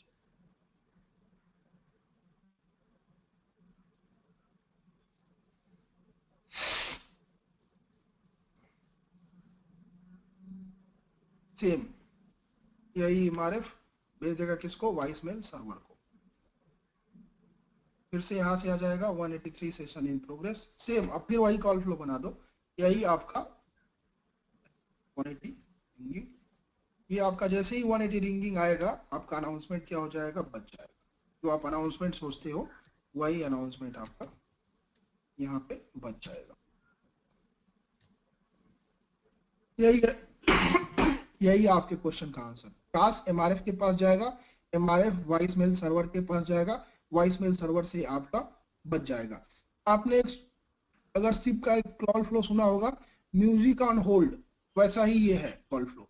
म्यूजिक ऑन होल्ड अगर पढ़े होगे तो म्यूजिक ऑन होल्ड ऐसे ही होता है। क्या करता है, सर्वर आपको म्यूजिक बजाता है, यही वाला था। तो अगर आप सिप में म्यूजिक ऑन होल्ड पढ़े होगे, होल्ड के समय क्या म्यूजिक बजता है, वही है। होल्ड के समय आपको म्यूजिक जो सुनाई देता है ना, वैसे ही ये भी है। हाँ, होल्ड के समय आपको एक म्यूजिक सुनाई देता है, राइट। तो वो क्या करता है, अनाउंसमेंट सर्वर के पास भेज देता है। तो जैसे ट्रांसफर के समय भी हो सकता है। आरएफसी में है यार म्यूजिक ऑन होल्ड, ये नहीं पढ़ा गया क्या, म्यूजिक ऑन होल्ड। सिमिली जैसे म्यूजिक ऑन होल्ड होता है,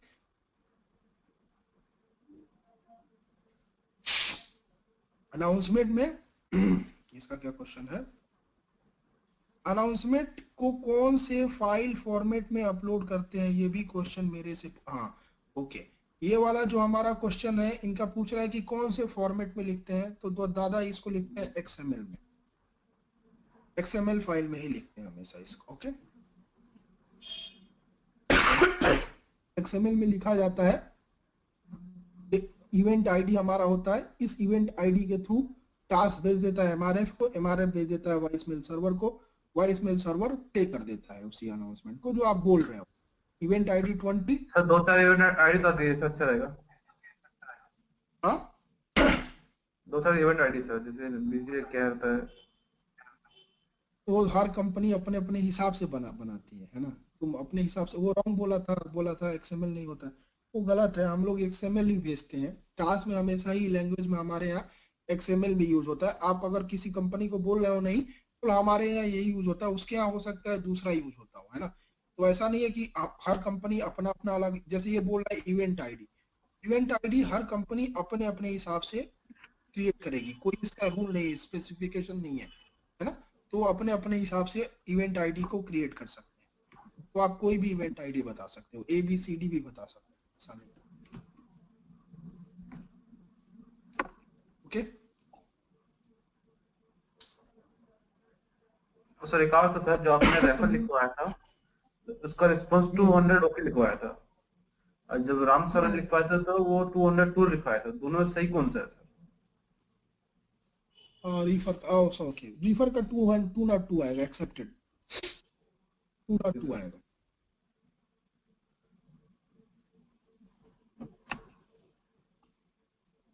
ओके सर, ये था दो।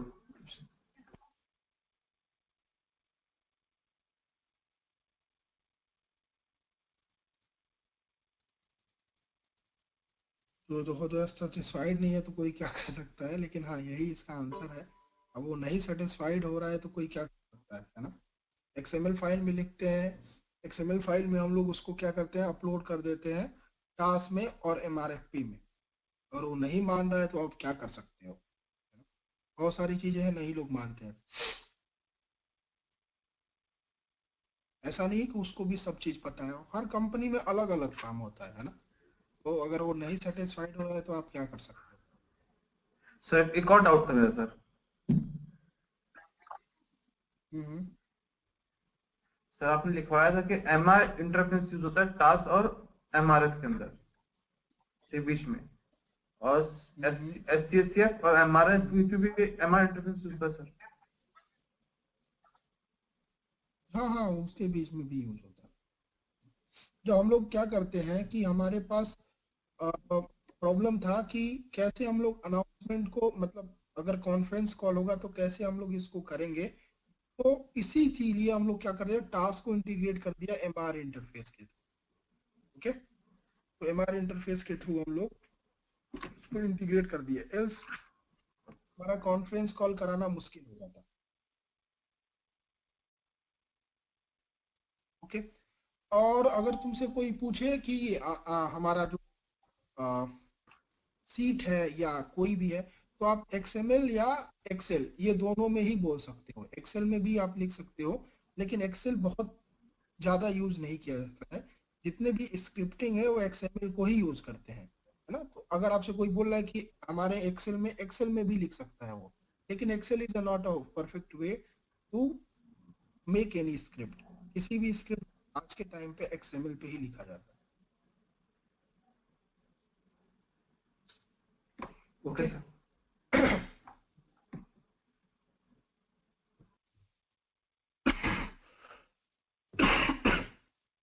ओके गाइस, तो और किसी का कोई क्वेश्चन है इसमें? तो आप अगर पढ़ोगे म्यूजिक ऑन होल्ड RFC में, तो आपको ये भी, ये कॉल फॉर वॉइस मेल का अपने आप समझ में आ जाएगा।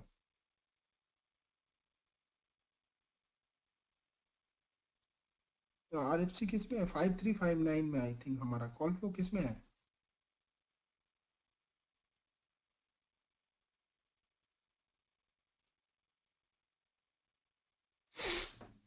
ये वाले call flows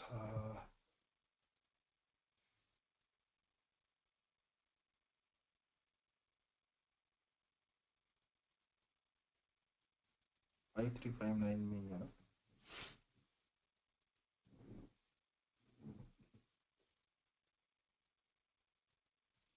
music on hold, consultation hold, music on hold 38।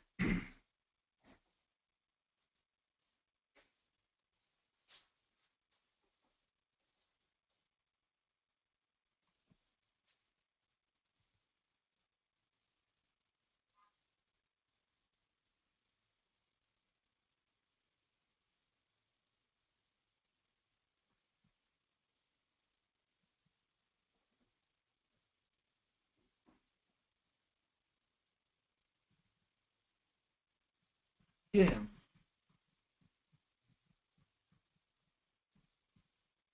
यही है। म्यूजिक ऑन होल्ड कर।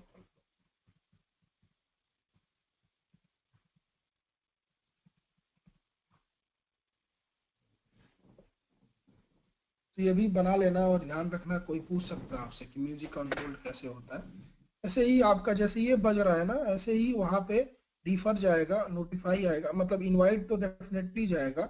इनवाइट के बाद आपका, क्योंकि डायलॉग चेंज हो रहा है, तो डायलॉग चेंज वहां पे हमारा बजना है, तो रिफर हमारा जाएगा, और डायलॉग के जगह पे जो हम लोग बजाना चाहते हैं वो इवेंट आईडी चला जाएगा, और हमारा कॉल का अनाउंसमेंट प्ले होने लगेगा।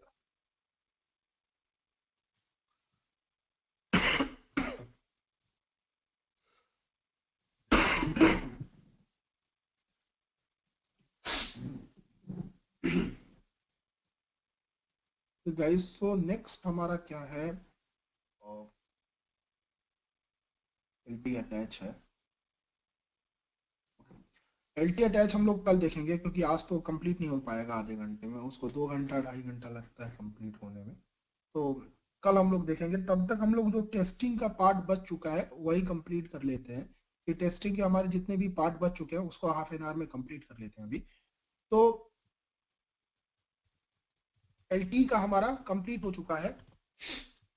एलटी अटैच में अभी क्यों नहीं बता रहा हूँ, क्योंकि उसको बताने में कम से कम 2 से 2.5 घंटा लगेगा,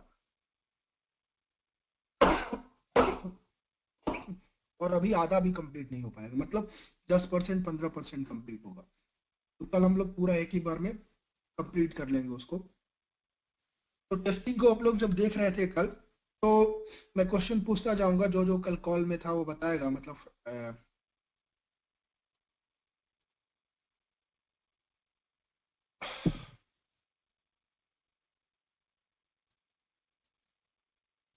ओके, पूछता हूँ मैं। कैफी बताओ दोस्त, कितने तरह की टेस्टिंग होती है हमारे पास? सर फंक्शनल और फंक्शनल टेस्टिंग सर। नहीं नहीं, उससे पहले का पार्ट जो मैंने बताया। सर डायनेमिक स्टैटिक टेस्टिंग ना। करेक्ट। हमारे पास 2 तरह की टेस्टिंग होती है, स्टैटिक टेस्टिंग और dynamic testing. Okay, dynamic testing में कौन कौन सी टेस्टिंग होती है?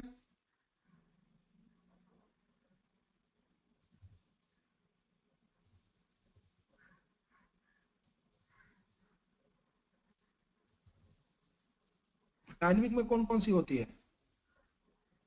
सर मुझे याद नहीं सर, मैं पढ़ा नहीं हुई था सर, मैं पिछला देख रहा था सर। ओके, कौन पढ़ा है इसको, जो मैंने संडे को बताया था? मैं बता दूंगा सर, ट्राई करूंगा। बताओ। हाँ बताओ बताओ। तो डायनामिक टेस्टिंग में दो होता है, एक फंक्शनल टेस्टिंग होता है और दूसरा नॉन फंक्शनल टेस्टिंग होता है सर। फंक्शनल टेस्टिंग में सर ओके, दो और फिर तरीके का नॉन टेस्टिंग फंक्शनल में होता क्या है, क्या? एक एक ओल्ड टेस्टिंग होता है और एक सही न्यू है। टेस्टिंग होता है। ओल्ड टेस्टिंग में सर कोई भी हम्म, अपग्रेड करते हैं उसको टेस्टिंग करते हैं, जिसको रिग्रेशन हम्म, टेस्टिंग बोलते हैं सर।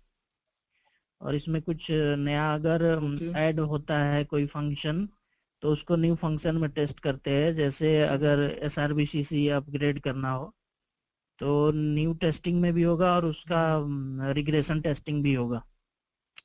बेसिकली जो भी टेस्टिंग करते हैं सर हम्म, उसमें रिग्रेशन होगा ही होगा, क्योंकि पहले से कुछ ना कुछ ऑलरेडी इंटीग्रेटेड होगा, उसमें हम कुछ नया अपग्रेड करते हैं, तो पुराना वाला भी और टेस्ट करना पड़ेगा और नया वाला भी टेस्ट करना पड़ेगा। सही है, सही है। चलो आगे बताओ। और सर आगे नॉन फंक्शनल में सर कुछ ऐसा टेस्टिंग करते हैं कि सर मतलब जो फिक्स हो, जैसे किसी का लोड टेस्टिंग करना हो, CSF करेक्ट। CSF का अगर लोड टेस्टिंग करना हो सर, तो उसके लिए हम नॉन फंक्शनल टेस्टिंग करते हैं सर। या किसी प्लेटफॉर्म का टेस्टिंग करना हो, ओके, और और या कोई सिक्योरिटी और रिलेटेड टेस्टिंग करना हो, किसी का सर्वर डाउन है अगर, ये और सब चेक करना हो, तो ये सर नॉन फंक्शनल में टेस्ट करते हैं। हम्म, इसके लिए हम एक सिमुलेटर का भी यूज करते हैं सर, इस टेस्टिंग के लिए।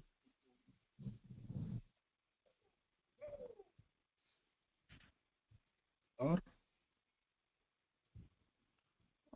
जिनका भी सर एक्सपीरियंस 3 या 4 साल से ज्यादा है, एक मेरी बात सुनो, जिनका भी एक्सपीरियंस 3 या 4 साल से 4 साल से ज्यादा है, 4 ईयर से ज्यादा है, वो लोग बहुत अच्छे से टेस्टिंग पढ़ेंगे, क्योंकि जब अच्छी कंपनियों में जाओगे इंटरव्यू देने, तो आप यहीं पे फेल होगे, क्योंकि आप केवल अब टेस्टिंग करने नहीं जाओगे, आपको रिपोर्ट भी बनाना पड़ेगा, आपको टेस्टिंग को समझना भी पड़ेगा। तो जो आप अभी बता रहे हो, और अभी आपके लिए बहुत इंपॉर्टेंट है, क्योंकि 7.5 years का एक्सपीरियंस है।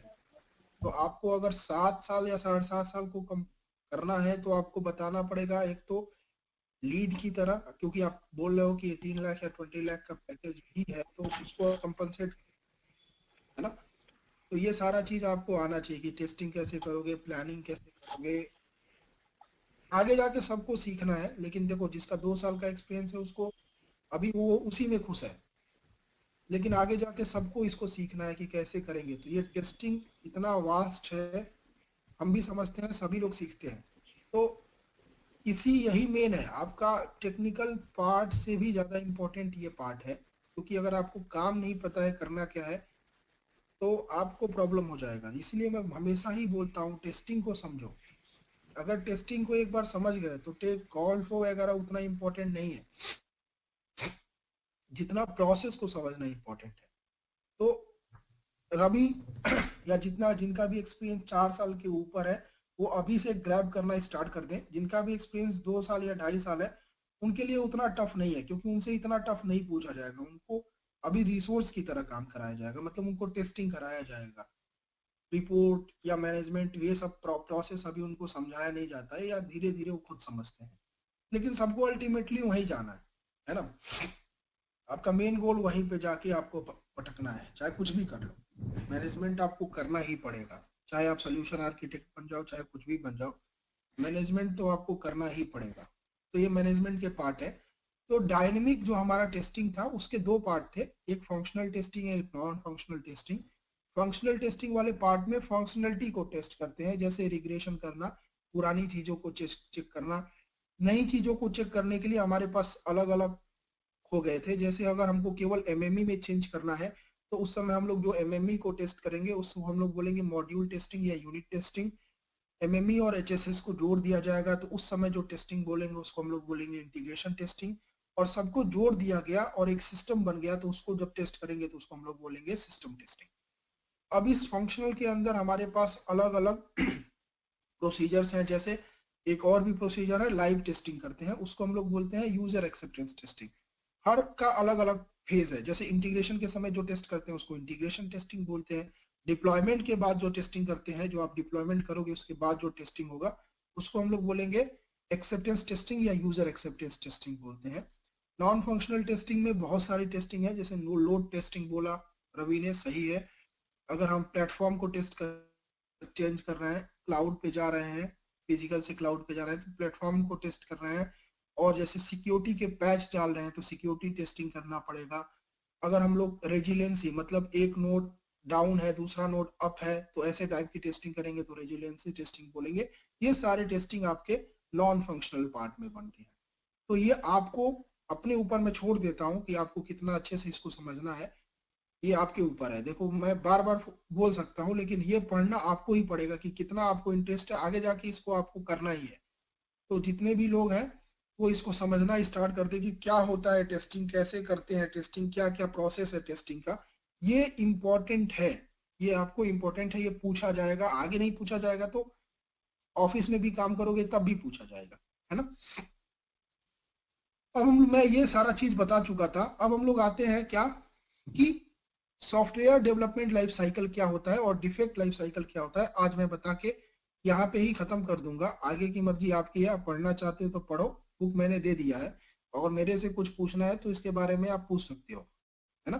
तो आज अभी हम लोग देखेंगे क्या, सॉफ्टवेयर डेवलपमेंट लाइफ साइकिल, मतलब कि सॉफ्टवेयर को बनाते कैसे हैं, उसको हम लोग समझेंगे।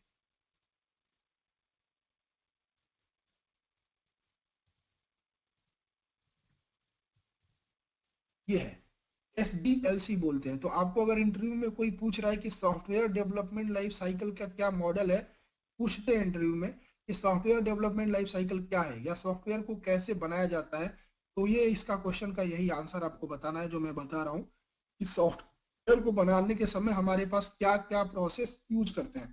तो सभी लोग लिखेंगे heading SDLC model, software development life cycle model, कैसे सॉफ्टवेयर को बनाते हैं।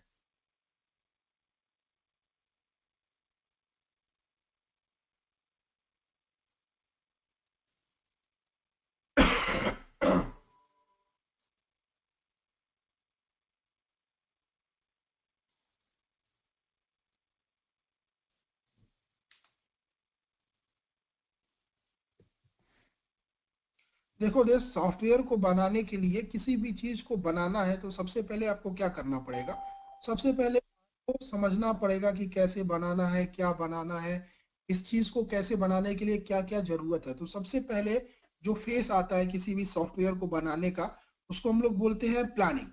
तो सबसे पहले किसी भी चीज को, अगर आपको अपना घर बनाना है तो क्या करोगे, सबसे पहले उसकी प्लानिंग करोगे। तो हम लोग क्या करेंगे, सबसे पहले किसी भी सॉफ्टवेयर को बनाने के लिए प्लानिंग में आएंगे।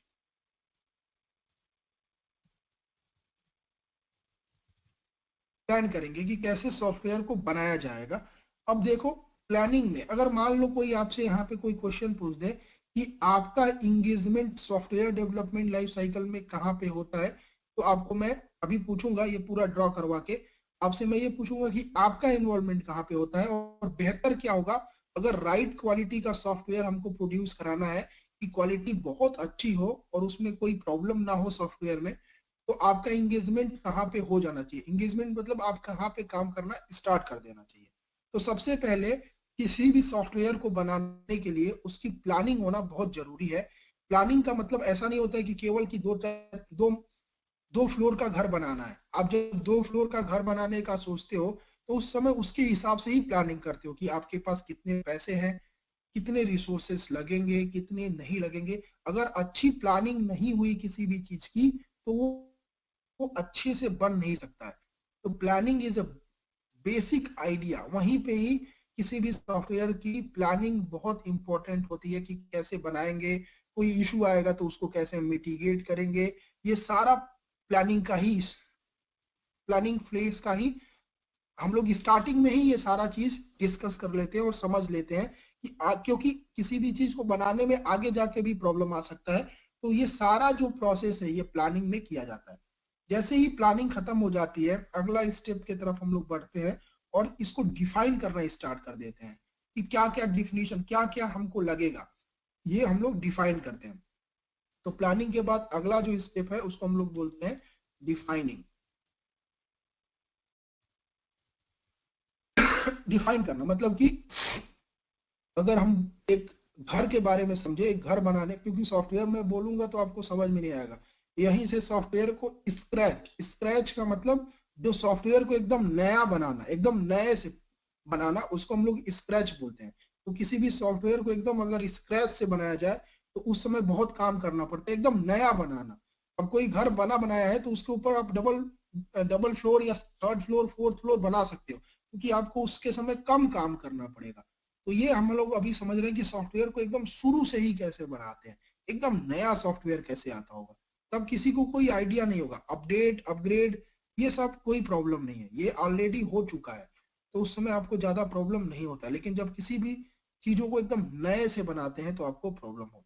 तो अभी हम लोग नए से ही समझ रहे हैं कि प्लानिंग करते समय क्या क्या चीजों की जरूरत है। तो अगर आपको घर बनाना है तो आपको सबसे पहले लैंड चाहिए, वो लैंड अच्छे जगह पे होना चाहिए, ये सारा प्लानिंग आप करते हो।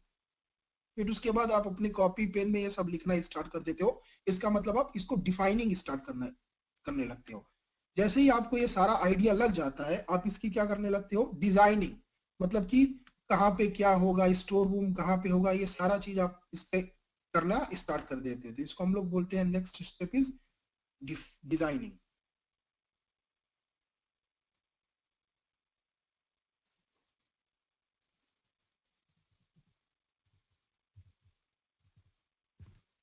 यहाँ पे हम लोग डिजाइनिंग करते हैं, सॉफ्टवेयर को डिजाइन करना स्टार्ट कर देते हैं। मतलब कि वही आपका टैड HLD ये सारे इसी फेस में आते हैं।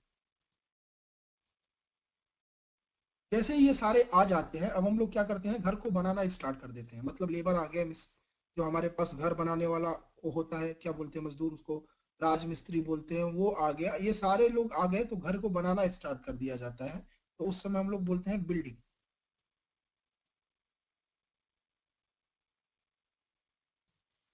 जब बन जाता है, बनाना स्टार्ट कर देते हैं, तो साथ साथ में क्या करते हैं, टेस्टिंग भी स्टार्ट कर देते हैं कि सही है नहीं है, या बाद में भी टेस्टिंग करते हैं, तो वो देखेंगे अलग अलग मॉडल है। यहाँ पे फिर हो जाएगा हमारा टेस्टिंग।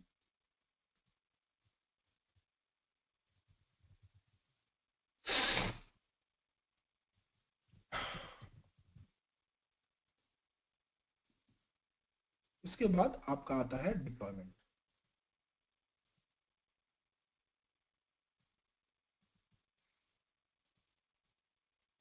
जब सब चीज सही से बन गया तो आप उसको क्या कर दीजिए, डिप्लॉय कर दीजिए।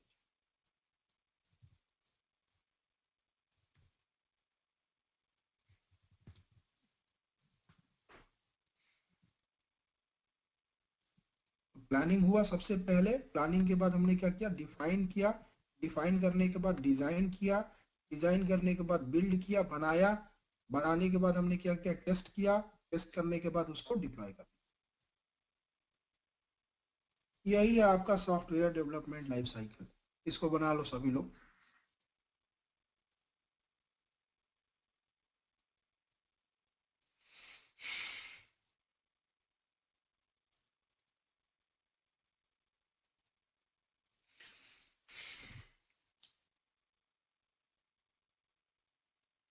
तो कहाँ पे आपको कौन सा डॉक्यूमेंट मिलता है, प्लानिंग में आपको बीआरएस मिल जाएगा। यहीं से रिक्वायरमेंट बनना स्टार्ट हो जाता है। यहाँ पे हम लोग रिक्वायरमेंट एनालिसिस करते हैं प्लानिंग में ही। यहाँ पे आपका टैड एचएलडी आता है डिजाइनिंग में।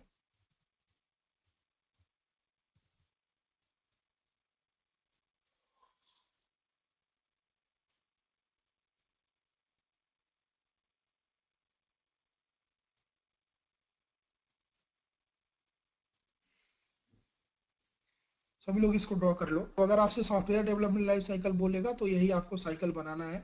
प्लानिंग बनाना है, डिफाइनिंग बनाना है, डिजाइनिंग बनाना है, टेस्टिंग बनाना है, डिप्लॉयमेंट करना है। यही आपका काम है।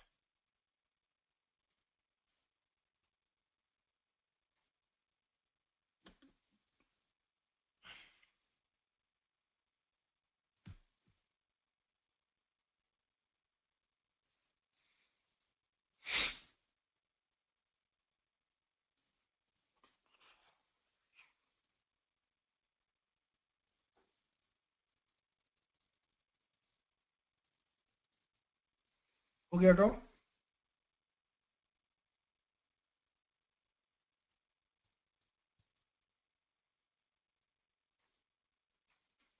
ओके, ये ड्रॉ हो गया तो सभी लोग लिखेंगे वाटरफॉल मॉडल।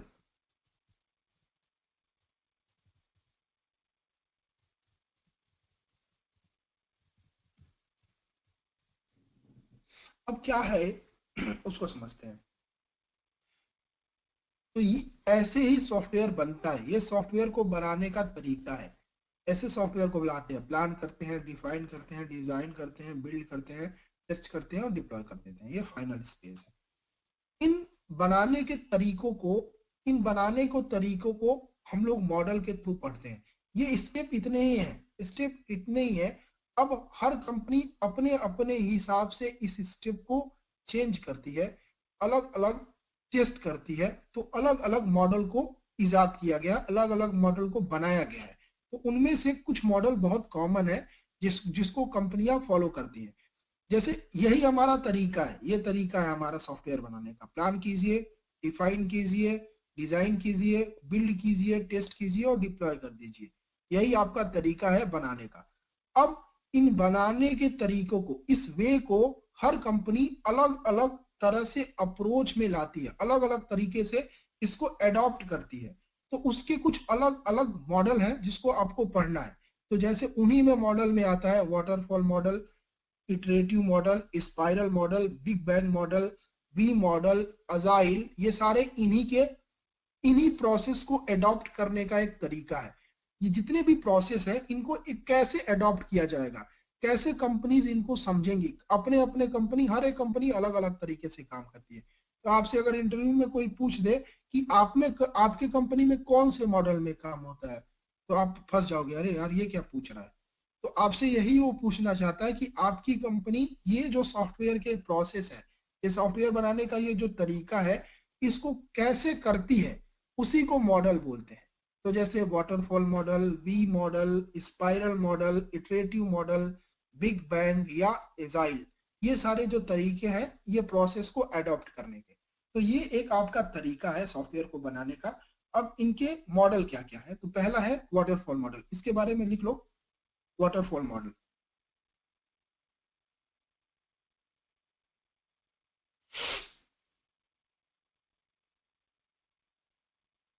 लिख लो इसके बारे में, वाटरफॉल मॉडल के बारे में। Waterfall model was the first process model introduced in SDLC।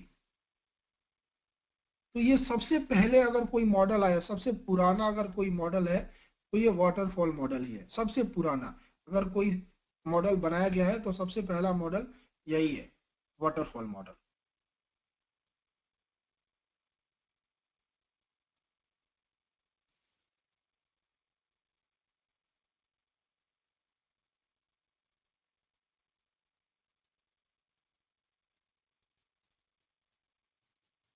अब इसका इसका इसका डिफिनेशन लिख लो। In waterfall model, in waterfall model, in waterfall model, whole process of software development, whole process of software development is divided into separate phases.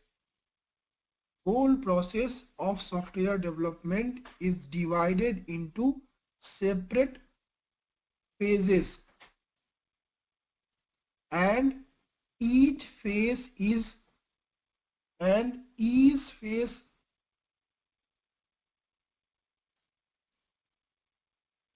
and each phase outcome is input of next phase, and each phase outcome will be input of next phase।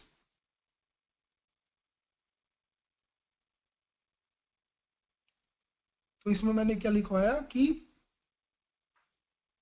Waterfall model approach में software को अलग अलग faces में divide कर देते हैं, और हर एक फेस का आउटकम अपने अगले वाले फेस का क्या हो जाता है, इनकम हो जाता है, मतलब इनपुट हो जाता है।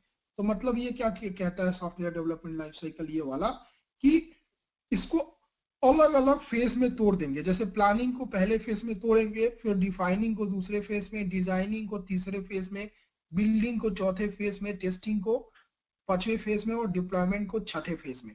तो हमने 6 स्टेज बना लिया। कितने? 1 2 3 4 5 6। तो इसमें हम लोग सबको अलग अलग स्टेप में तोड़ दिया।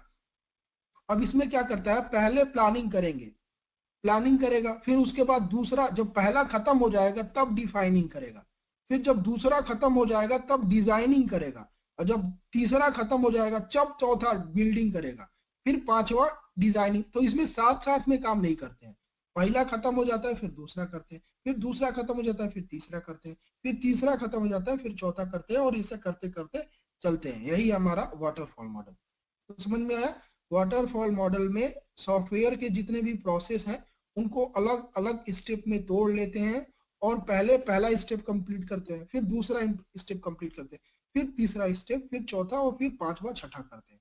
तो ऐसे करके हम लोग स्टेप को अलग अलग ब्रेक कर लेते हैं। यही है वाटरफॉल मॉडल। अब इस वाटरफॉल मॉडल का हमारा एप्लीकेशन कहाँ पे होता है, इस प्रोसेस को हम लोग कहाँ पे यूज कर सकते हैं? तो जब हमारा प्रोजेक्ट बहुत छोटा हो तो उस समय हम लोग इसको यूज कर सकते हैं। अच्छा कहाँ पे होगा? तो जब प्रोजेक्ट बहुत छोटा हो तो यहाँ पे ये हमारा एप्लीकेबल हो सकता है। ओके, अगर बड़ा प्रोजेक्ट है तो उसका हम लोग सोचेंगे कि क्यों बड़े प्रोजेक्ट पे अगर इस मॉडल को अप्लाई कर दिया जाए तो प्रॉब्लम क्या हो सकता है। तो पहला है, वाटरफॉल मॉडल को छोटे प्रोजेक्ट के लिए आसान है, छोटे प्रोजेक्ट में इसको इम्प्लीमेंट किया जा सकता है, लेकिन बड़े वाले में नहीं करेंगे क्योंकि प्रॉब्लम होने लगेगा। देखेंगे कि अभी प्रॉब्लम क्या होगा। तो इसकी लिख लेंगे कुछ एडवांटेज क्या है। एडवांटेज इसके लिख लीजिए कि एडवांटेज ऑफ वाटरफॉल मॉडल, मतलब अगर इसको अडॉप्ट करेंगे तो इसके एडवांटेज क्या है।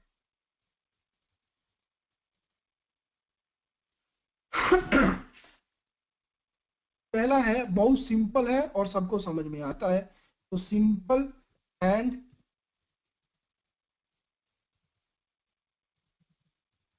Easy to understand. सिंपल है और इजीली सबको समझ में आता है।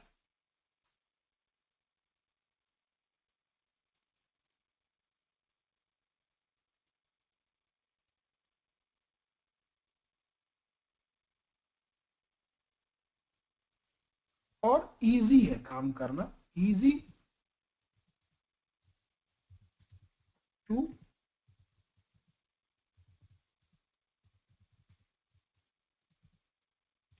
अरेंज टास्क, मतलब सारा काम एक एक साथ नहीं हो रहा है, तो काम को कराने के लिए भी बड़ा इजी होगा कि तुम पहले इसको कर दो फिर इसको कर दो। अलग अलग टाइम पे अलग अलग लोग की जरूरत है ना। अलग अलग टाइम पे अलग प्लानिंग के लिए अब यहाँ पे टेस्टर का जरूरत नहीं है, क्यों प्लानिंग टेस्टर नहीं करता है, तो यहाँ पे इसके वाटरफॉल मॉडल में टेस्टर को इंगेज नहीं किया जाएगा। टेस्टर को यहाँ पे इंगेज किया जाएगा वाटरफॉल मॉडल में, यहाँ पे टेस्टर काम करेगा। अगर वाटरफॉल मॉडल को सही से इम्प्लीमेंट किया जाए तो टेस्टर यहाँ पे काम करेगा, तो इतने दिन का पैसा बच गया, ये भी एक फायदा है ना, इतने दिन का पैसा बच गया। ओके, प्रॉब्लम क्या होगा अभी हम लोग देखेंगे, इसका प्रॉब्लम क्या होगा। इसका डिसएडवांटेज देख लीजिए, क्या है इसका डिसएडवांटेज।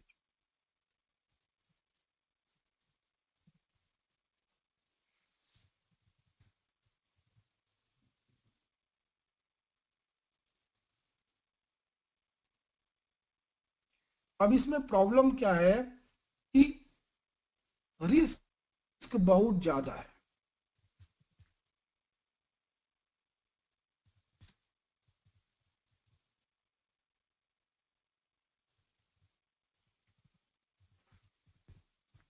अब मान लो क्या हुआ कि प्लानिंग खराब हो गई, मान लो कोई इसमें कोई कुछ मिस्टेक कर दिया, कोई मिस्टेक कुछ कर दिया।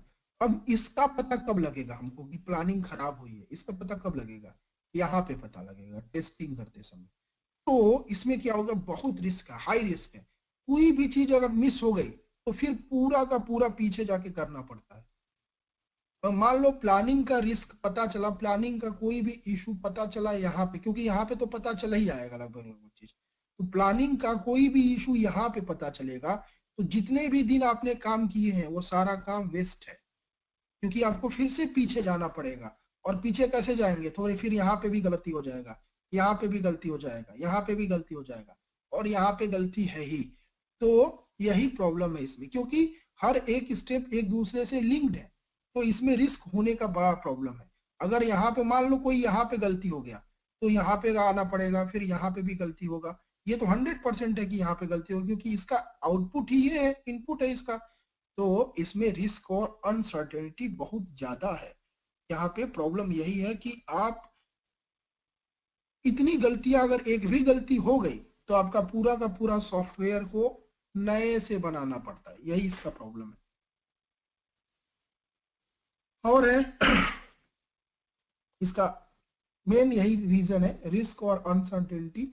मतलब कि इतना ज्यादा प्रॉब्लम है कि अगर एक बार गलती हो गई, छोटे काम में ज्यादा गलती होने की चांस कम रहते हैं, इसलिए प्रोजेक्ट जब छोटा होता है तो ये सारा काम हम लोग कर सकते हैं, लेकिन कोई भी 100% नहीं होता है, यही हम लोग मान के चलते हैं। तो ये वाला मॉडल उतना अच्छा नहीं माना जाता है बड़े प्रोजेक्ट के लिए, या छोटे प्रोजेक्ट के लिए भी उतना अच्छा नहीं माना जाता। नेक्स्ट हम लोग देखेंगे वी मॉडल। वी मॉडल आपको उतने अच्छे से देखते हैं हम लोग। वी मॉडल क्या होता है, वी मॉडल भी बहुत अच्छा मॉडल है। वी मॉडल को हम लोग एक अच्छा मॉडल की तरह मानते हैं। क्यों, और दिखाता हूं उसको।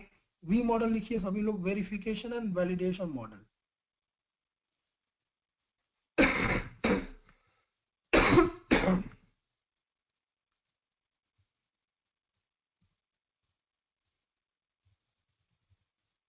बाकी जो मैं मॉडल छोड़ दूंगा, जैसे इटरेटिव मॉडल, स्पाइरल मॉडल, ये ज्यादा यूज नहीं होते हैं।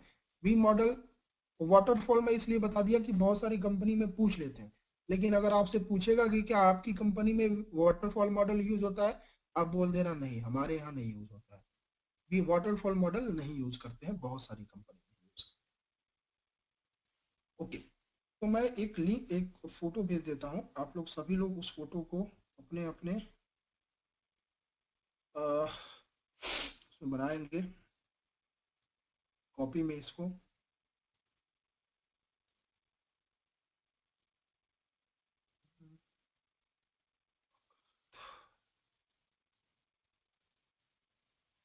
देखो, मैंने एक ग्रुप में फोटो डाला है, सभी लोग ओपन करेंगे व्हाट्सएप को।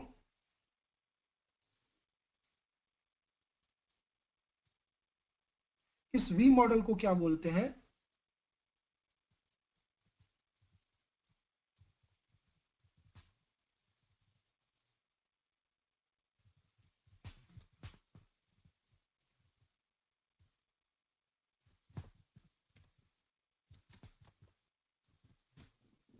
वेरिफिकेशन एंड वैलिडेशन मॉडल या वैलिडेशन एंड वेरिफिकेशन मॉडल, इस मॉडल का यही नाम है, वैलिडेशन एंड वेरिफिकेशन। तो ग्रुप में आप लोग अभी देख ही रहे होंगे, उससे पहले थोड़ा सा लिख लो इसके मॉडल के बारे में कि क्या है ये मॉडल, लिखो।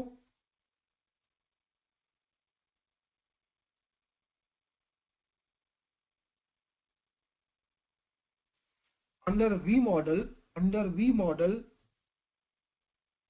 under V model, the corresponding testing phase of the deployment phase is planned in parallel. The corresponding testing phase of the development phase is planned in parallel. Is planned in parallel. जैसे बोल देता हूँ, under V model, the corresponding testing phase of the development phase is planned in parallel. Is planned in parallel.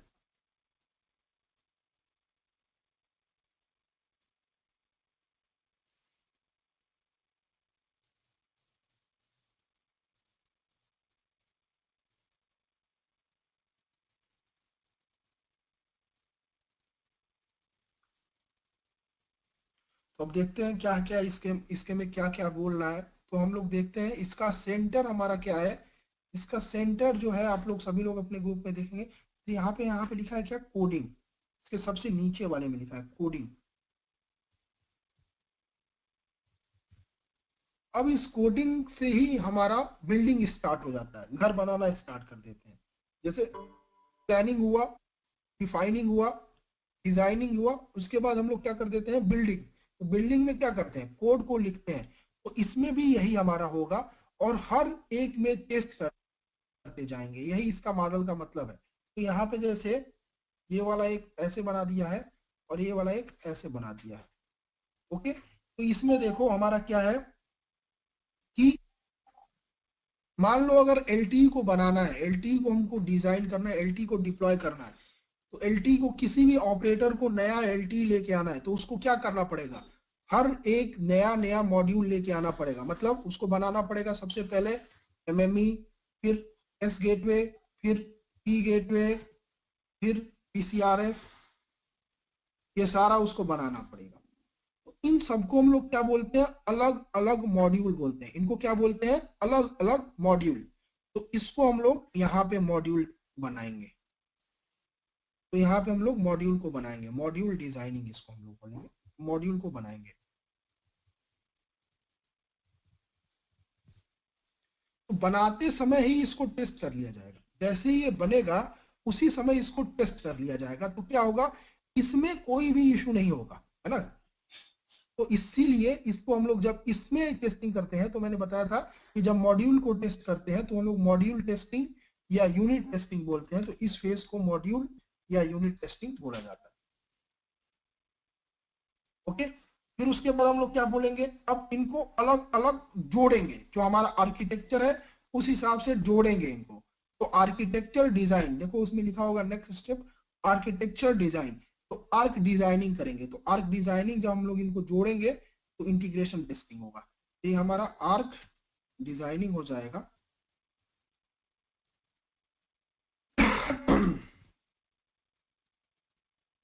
और इस समय जो testing होगा वो हमारा इंटीग्रेशन टेस्टिंग होगा। तो यहाँ पे देखो इंटीग्रेशन टेस्ट, सभी लोग इसको बना लेंगे। आगे वाला जो है सिस्टम, इन जब सबको जोड़ दिया जाएगा तो एक एलटी बन जाएगा, एक एलटी की आर्किटेक्चर की तरह बन जाएगा। और जब ये बन जाएगा तो उस समय जो हम लोग उसको बोलेंगे, उसको हम लोग क्या बोलेंगे, सिस्टम डिजाइन। और उस समय जो टेस्टिंग करेंगे हम लोग क्या बोलेंगे, सिस्टम डिजाइन टेस्टिंग, या इसी को सिस्टम इंटीग्रेशन टेस्टिंग भी बोलते हैं। जब ये सारा चीज बन जाएगा और तैयार हो जाएगा तो फाइनली जो हम लोग करते हैं डिप्लॉयमेंट करते समय जो टेस्टिंग करेंगे उसी को बोलते हैं यूजर एक्सेप्टेंस टेस्टिंग या एटी, है ना। तो एटी कर लेंगे। तो इसका जो फाइनल है, इससे हमारा क्या होगा, हर एक फेस पे टेस्ट करते चल रहे हैं चीजों को। तो इसमें डिफेक्ट मिलने का चांस हाई होता है। डिफेक्ट मिले वही अच्छा है, जितना डिफेक्ट मिलेगा उतना अच्छा है। जितना तुम एरर खोज सकते हो उतना ही खोजो, उतना ही अच्छा है। और क्या होगा, तुम्हारा सॉफ्टवेयर की क्वालिटी इनहांस हो जाएगी। तो इसका ये फायदा है। तो अगर आपसे कोई पूछे कि आपकी कंपनी में कौन सा मॉडल यूज हो रहा है, तो आप वी मॉडल या अजाइल ही बताएंगे। वी मॉडल या अजाइल। अजाइल भी आगे आके बता दूंगा मैं अजाइल।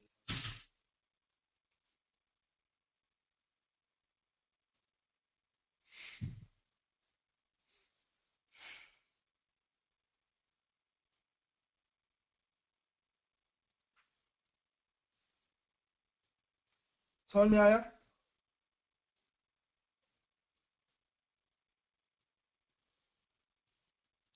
वी मॉडल है ये। वी मॉडल का एडवांटेज लिख लेंगे सभी लोग। एडवांटेज इसका है highly disciplined model and phases are completed one at a time. Highly disciplined and phases are completed one at a time.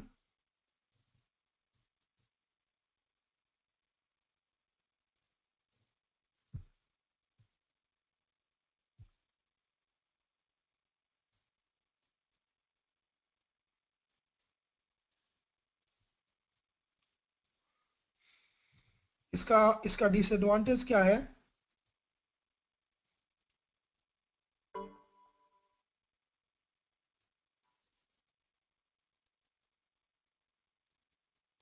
Not suitable for the project where requirement are at a moderate to high risk of changing. मतलब इसमें एक बार जब बन गया तो आप change नहीं कर सकते। आपको चेंज करना है तो फिर अगला एक रिलीज लेके आइए, तभी आपका हो सकता है। तो once an application is in testing stage, it is difficult to go back and change a functionality. ये भी इसमें एक है, बन गया है तो आप इसको चेंज नहीं कर सकते। नया चीज इंप्लीमेंट करना मुश्किल है इसमें। तो यही इसका डिसएडवांटेज है, क्योंकि आप नए चीजों को इसमें बनाते जा रहे हो तो नया चीज इंप्लीमेंट करना इसमें थोड़ा सा टफ है। कल हम लोग देखेंगे अजाइल के बारे में और एलटी के अटैच के बारे में। ओके, अब हमारा अजाइल ही बच जाता है। वी मॉडल, अजाइल मॉडल और वाटरफॉल फॉलो नहीं करते हैं, वी या अजाइल फॉलो करते हैं। अजाइल आज पूरी दुनिया अजाइल पे ही काम करना चाहती है। अजाइल पे ही सारी दुनिया जाना चाहती है। तो अजाइल मॉडल हम लोग कल देखेंगे। पूरी दुनिया आज अजाइल पे काम करना चाहती है। अजाइल पे हम लोग कल देखेंगे कि अजाइल क्या होता है। ओके, किसी कोई डाउट है आज के कॉल में?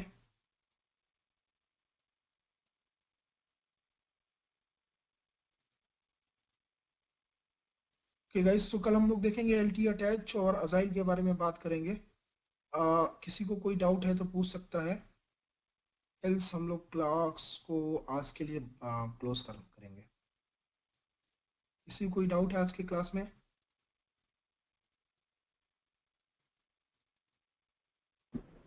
नहीं sir. Okay guys, then see you tomorrow.